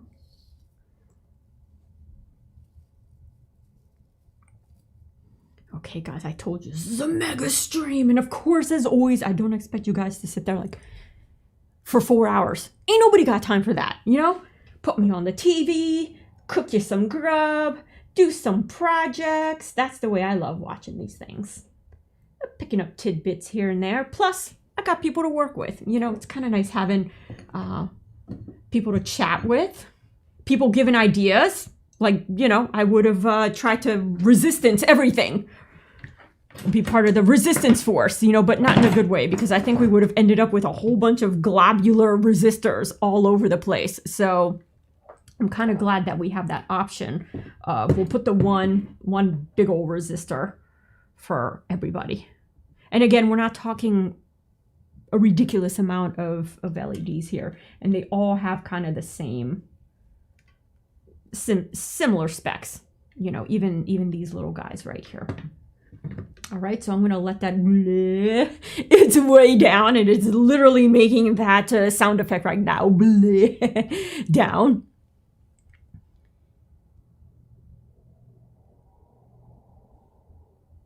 All right.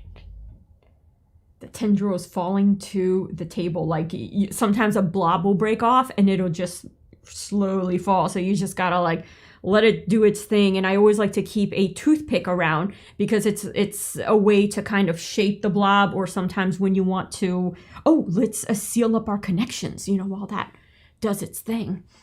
We can insulate. We're creating our own shrink tubing here. And for this, I will use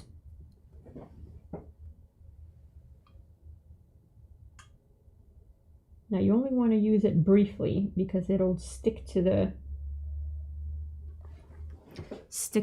toothpick, and sometimes it can pull off your you know, where you want it to go. Pull off the connection here. There we go. We are done that.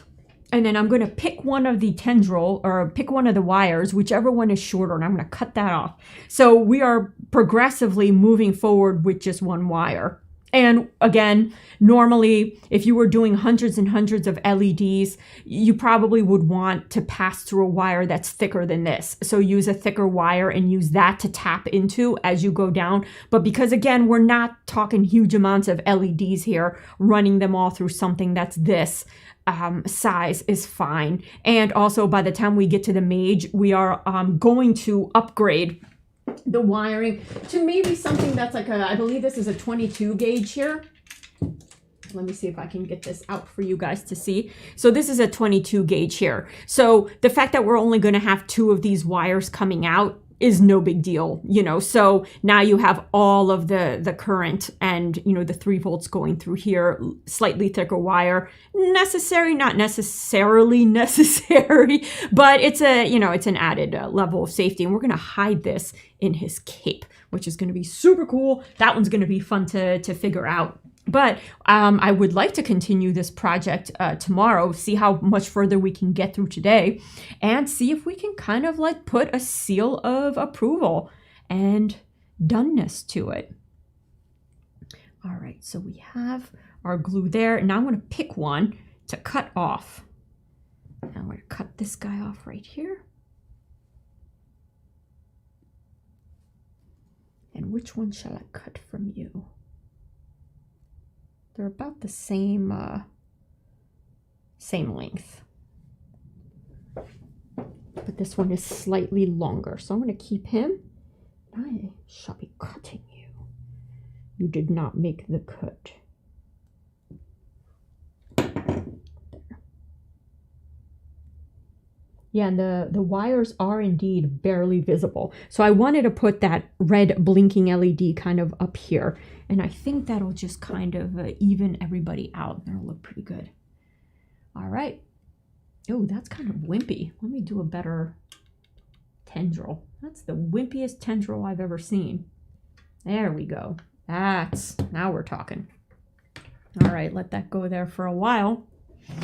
And this is going to look good. I think all the little glue tendrils and those little LEDs, holy brightness. They were a great find. So that's exciting. And Dave is saying, it totally isn't boring because you're chatting with us. I know, see, we're doing projects together. Dave is getting his shelving done for even more projects, you know, have room for a ton more projects. And I'm getting through this fire situation right here. So all in all, I think it'll end up looking pretty cool, like this explosion of fire. We're going to figure out how to put in some magic mage type of stuff. But at least we have some good access points here to tap into. The positive and the negative posts, basically, are what I'm calling them. And then we'll just weave these last 2 wires there, and I think that'll be good. And then I still have, I'm not going to connect these quite yet. I'm going to sleep on it and see if I decide to connect them all on the outside here or not. So yes, I'm going to sleep on it and see. Sometimes it's best that way.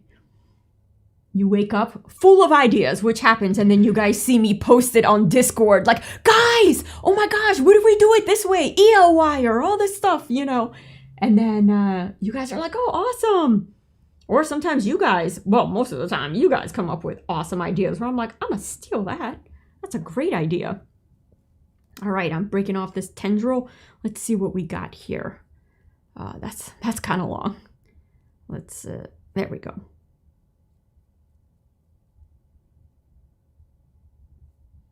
All right, so the objective, and let's see if I can, we'll probably end up using, you know, rather than these guys here, these, because look at how long they are. You know, they'll go right through the hole. So all I'm going to do now is bend them the way we want them to go, which is, you know, pretty easy to do with these guys. So he's going to sit right there. And of course the red and the blue wire is much more visible than the copper and the silver. They kind of like hide. But when this is all on, I don't think anyone will notice. And, you know, again, I didn't think I was going to like seeing any wire. Like, any wire is bad. That's not what we want. But you know what? I think it's kind of neat. It kind of shows like the work, how it works, all the intricate work going on. So I'm just going to leave that as is. Let it settle down there for a second. And as we come up with our tying these off strategy. Now I'm hoping that this is going to be far easier to scrape off. It kind of looks like it is because it does feel more rubbery than this, you know, whatever this plasticky coating that's on these little metal wires. So let's see. And I see some areas where we can add in a couple fake, you know, fake fires, fake flames, I should say. All right. All right, so we ended up adding more flames than I thought we would. So far, we're on our 4th one. And, you know, I think we're going to add a couple more because they're just so cool. They're so cool. All right, so I am going to, yeah, this is a good view for doing this one up here. So I'm going to meander this guy over here like that.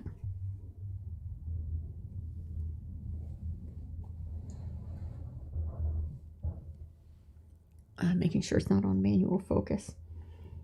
So I'm going to take this flame, lift it, and stick this negative down here. Now I see where I'm going to have to scrape. So I'm actually going to turn him so I can scrape with more leverage my way. Let's see if that's good. Actually, a little bit more. His wings like hit everything. Everything. There we go. Oops. And if I move myself, there we go. So I need to scrape kind of in this area here. I'm going to move this over and out and just start scraping away.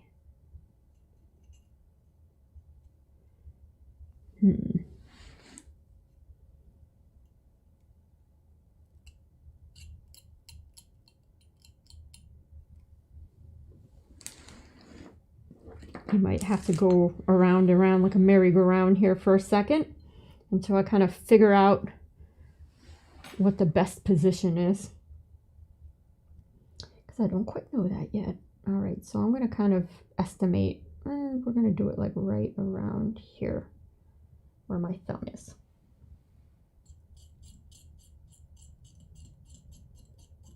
Nope, it's about the same in terms of scrapage. Equally difficult.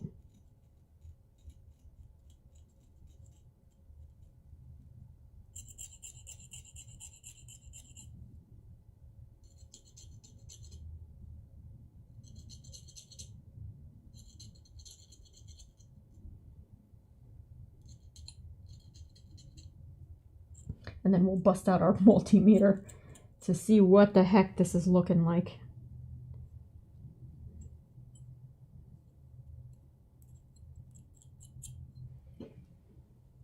This one is tough. It doesn't have like a good scraping position.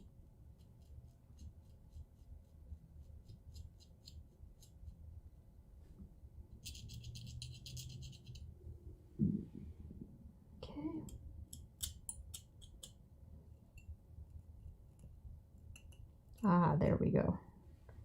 Pull it back this way. I'm beginning to see some silver.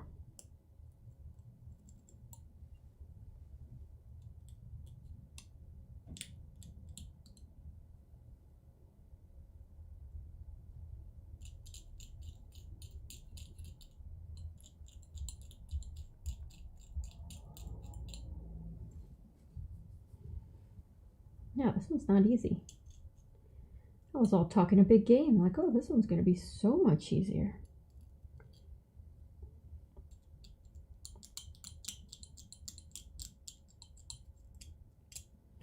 Don't! I broke it! I broke it, people! Oh, no.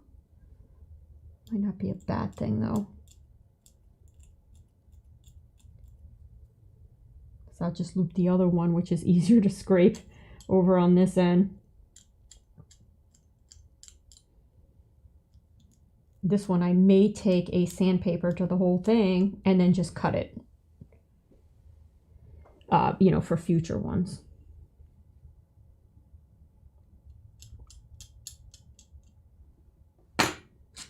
Because this one's not coming off easy with a blade. I highly doubt this little block is going to do any better. I think you probably need like a nice 80 grit. Let me grab an 80 grit, peeps. I'll be right back. Let's see if an 80 grit will make nice work of that. Going up behind you. Going up behind you.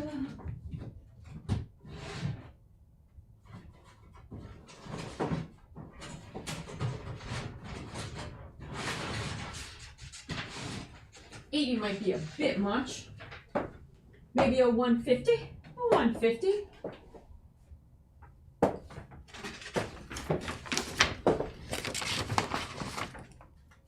And scissors. Scissors. All right, I'm going to cut a tiny piece so I can maneuver it. All right, here we go.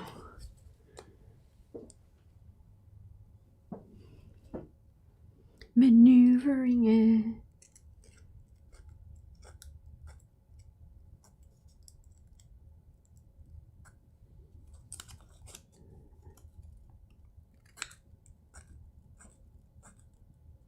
All right, so this one seems to be more susceptible to sandpaper, whereas the metal ones are more susceptible to the scraping.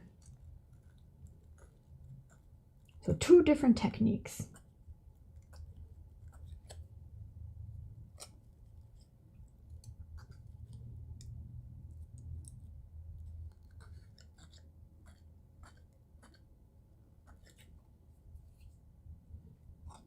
I'm trying to get this baby wire.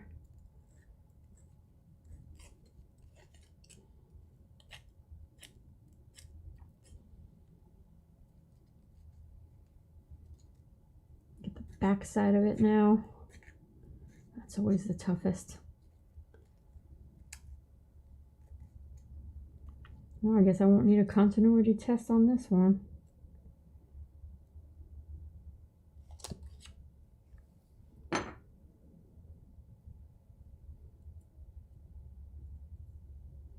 There we go. I've separated the wire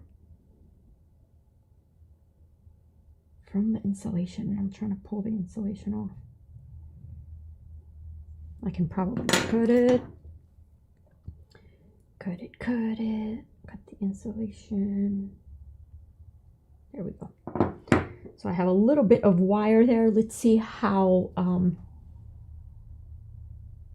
strategically I can do this. Now it's going to end up in the wrong spot. So now I need a scrape right here. I'll try this 80 grit first.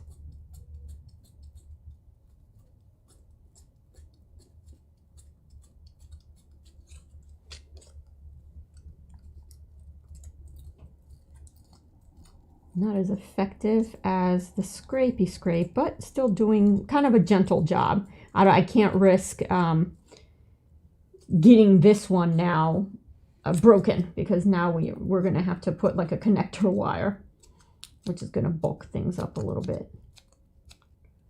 So I'll take it slow and do what I got to do, right? All right. These wires are so tiny that I already lost the blue one.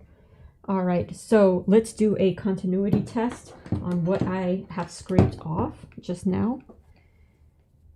I'm going to hold the end of this wire right here.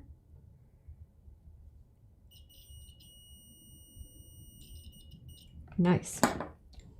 So let's see if I can get these two guys to play nice.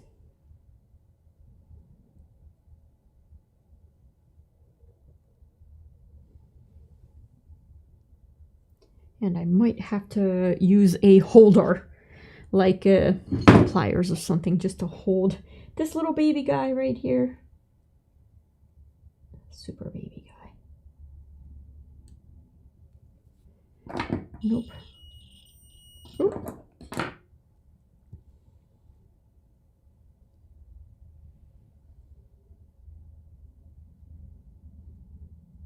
I may have to get them close enough and then try and solder them.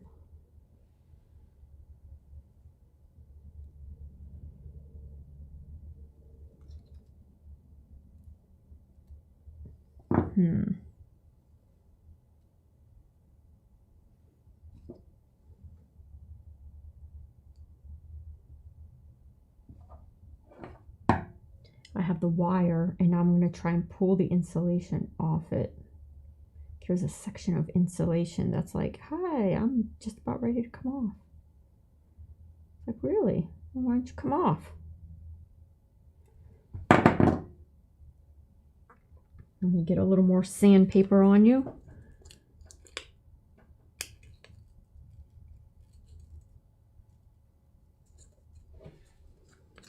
It's like the dragon's like, stop sanding my face. Please, that is like rude. Sanding all up on my face.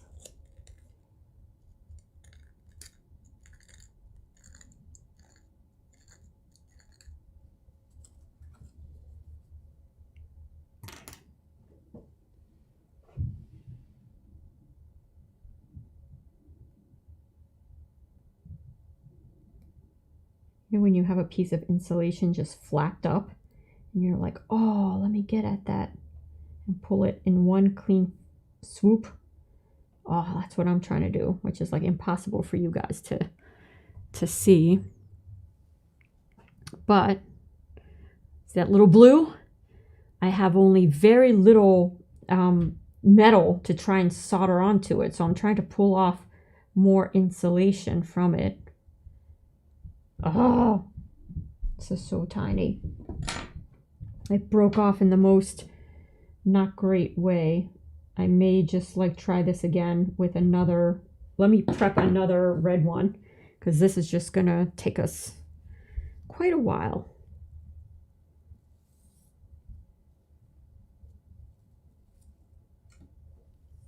I'll prep another one, because I had to go bonkers on it and totally rip the insulation right off. So yeah, I'm gonna pull him off ever so gently. There we go. I'm gonna leave him aside because we might be able to use him for something. And I'm going to use tweezers to mayhaps clean up the area a little bit.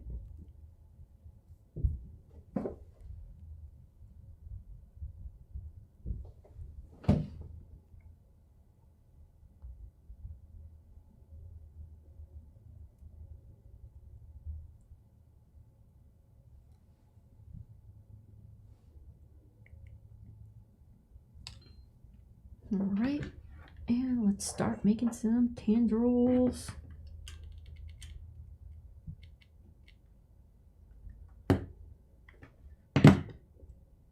There we go. All right.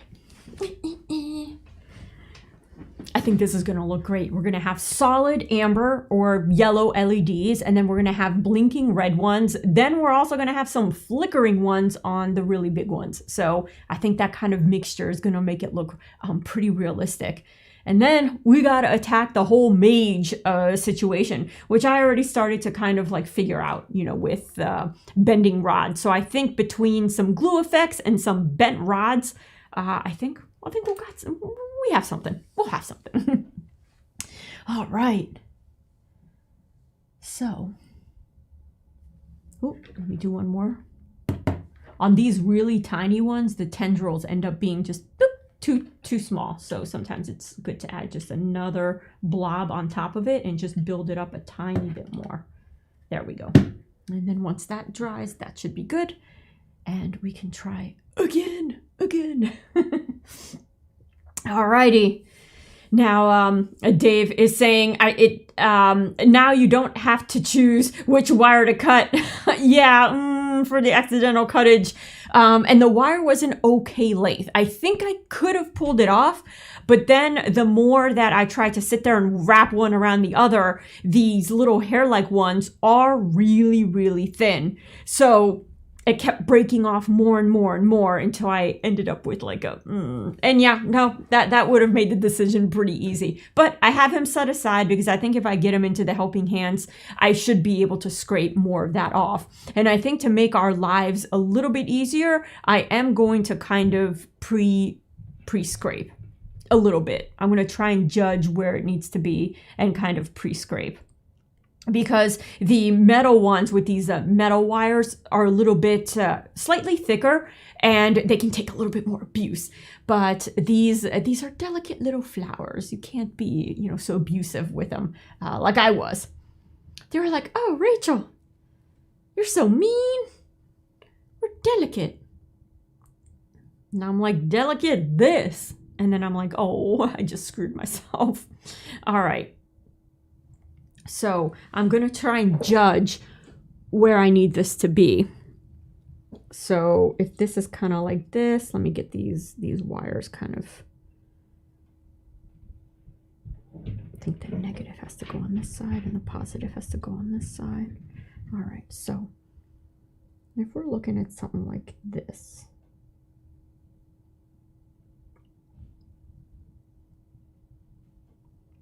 then I need to kind of scrape starting here. Almost from the get-go, so.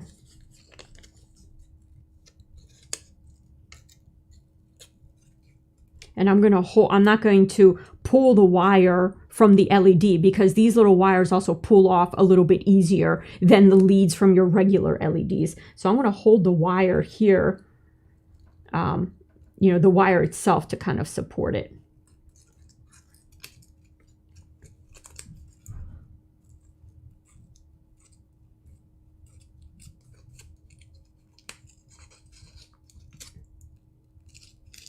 There we go.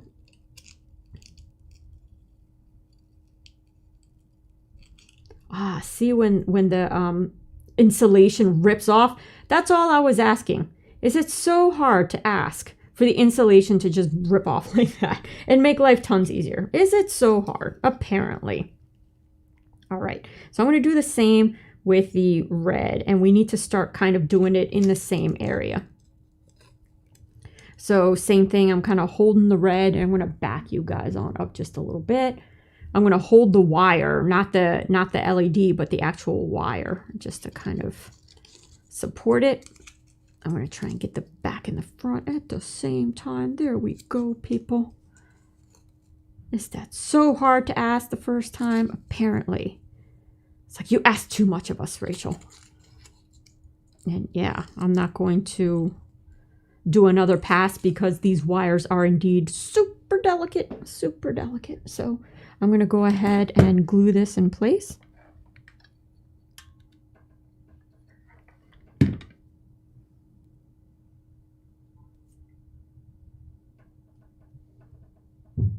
Right at the base here, on top.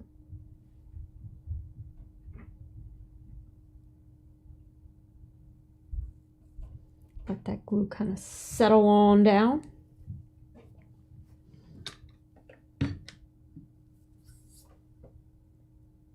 And I think I did the continuity test on this negative already, just to kind of figure out that our scrapage was good. Yep. And I can visually see the scrapage is good here on our blue. All right. So let's get these, I'm going to put this back in its original position because I'm trying to run the negatives on this side or towards the bottom. I'm going to do the same thing here. Kind of wind him down. And got this little flame in the way here. I'm going to use my finger to get him situated. And what I'm going to do is I talked a big game, like, look at how long this blue one is. Let's just use that one as our lead that goes through the hole. Yeah, no, I'm scrapping that. Not after our incident. It's way too delicate and prone to breaking. So I'm going to stick with the, our silver. It has not offended me yet, so I'll go with the silver. So let's see if we have a continuity here.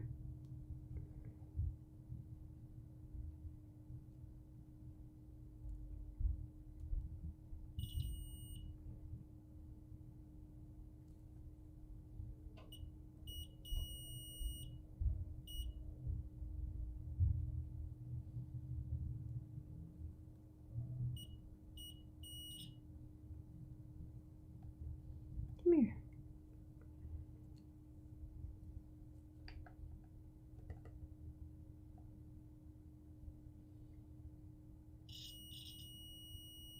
There we go. So both ends of our negative had continuity. So that means that they're bonded there. And I may go ahead and solder them because that wire makes me nervous.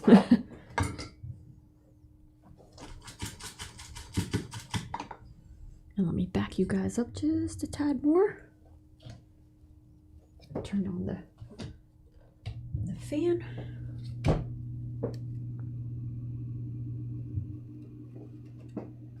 Oh, the wire's slightly too short, but I think I can make it work.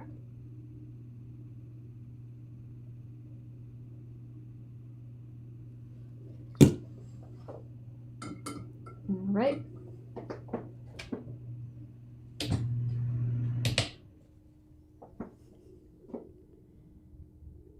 Yeah, you're getting cut off, blue. You have offended me for the last time.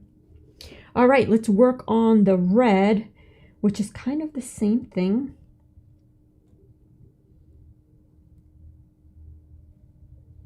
I'm just peeling back some of this glue that I went a little bit too nutty.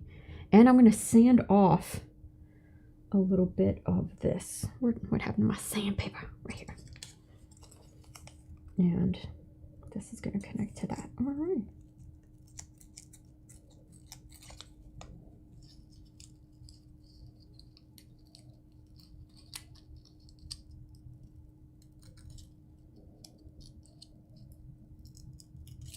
And same thing for the red. I was going to keep the red lead because it's oh so gorgeously long, but no.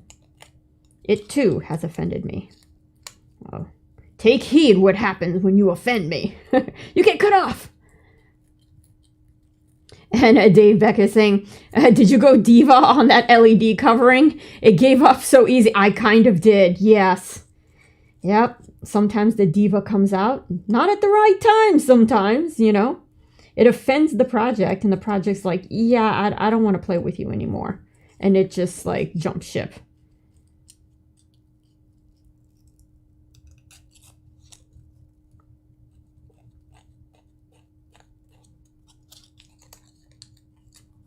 All right, for this, might be a little bit easier to do the scrape at a scrape.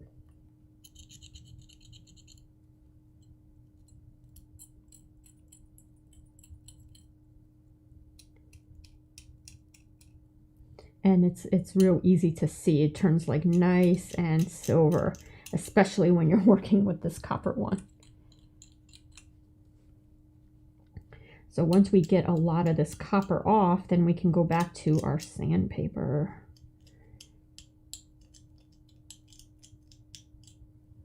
All right.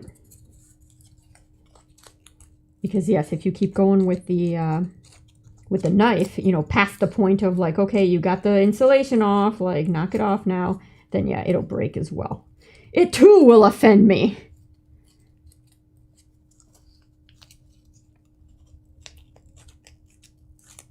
All right, let's do a continuity test.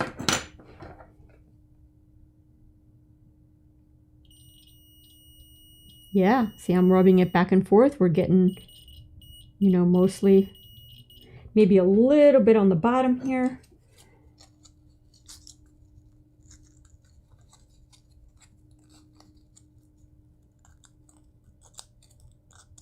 All right, let's see what we got.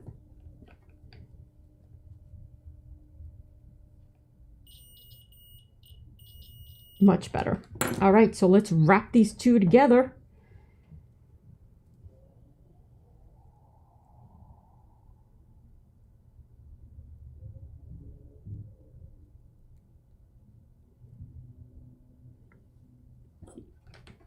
Let me just see where my little shaved off part is, how far up it goes.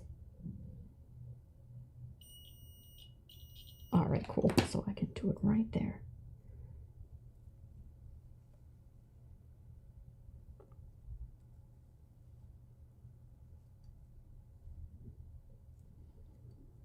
All right.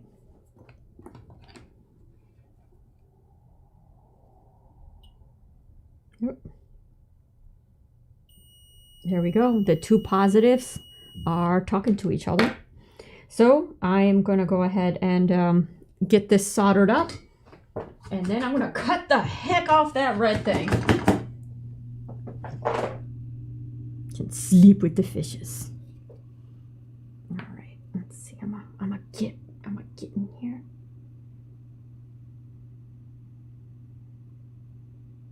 Okay. A bit much solder, but for this purpose, I will go a bit much just to kind of strengthen the connection, since I have no faith in these little tiny wires. So I'm gonna go ahead and cut the red off. That's what you get, red, and cut this blue off. So we have our originals, and I'm gonna go ahead and get our insulated, or our joint insulated here in our glue style, the glue technique. All right.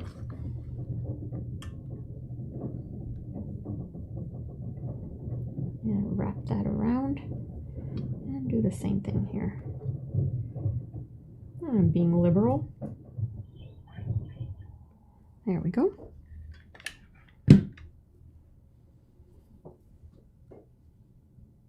And I'm just gonna get them ready to go. So I basically have a negative coming down. I'll give you guys a closer view. I have a negative coming down the inside of, you know, the dragon, and the positive here is running down this outside, close to the base, you know, relatively close to the base. So theoretically now, let's see if we can light all of them, then we're good to go. Wrong way. Positive with positive.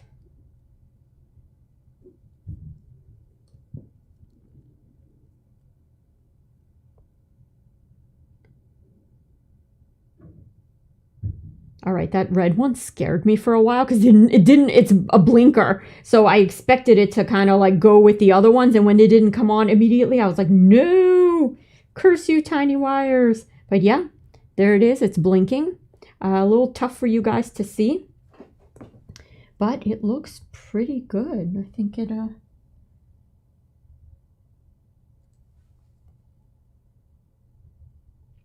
all of our connections there are looking good.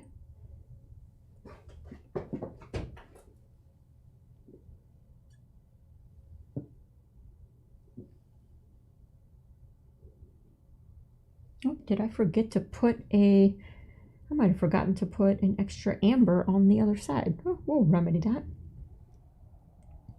All right, loving the way it's looking really good, guys. And yeah, getting some nice transfer of that LED to nearby glue. So that's pretty awesome, guys. So I don't know about you guys, but my stomach has been like grumbling the whole time. So I think I'm gonna grab a snack and we'll pick back up with this tomorrow and see how far we get. Now I'm gonna work a little bit on it, you know, on my own and progress it a little bit and see if then finally we can tie all this together and see the whole flame effect. I think that's gonna be awesome. So guys, thanks so much for sitting with me through our marathon stream.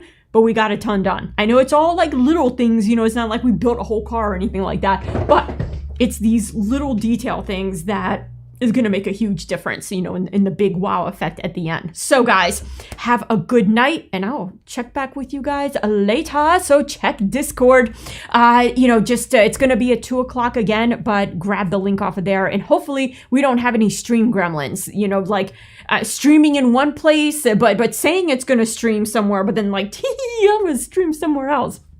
So Dave is saying, loved it, later, catch you guys, see ya.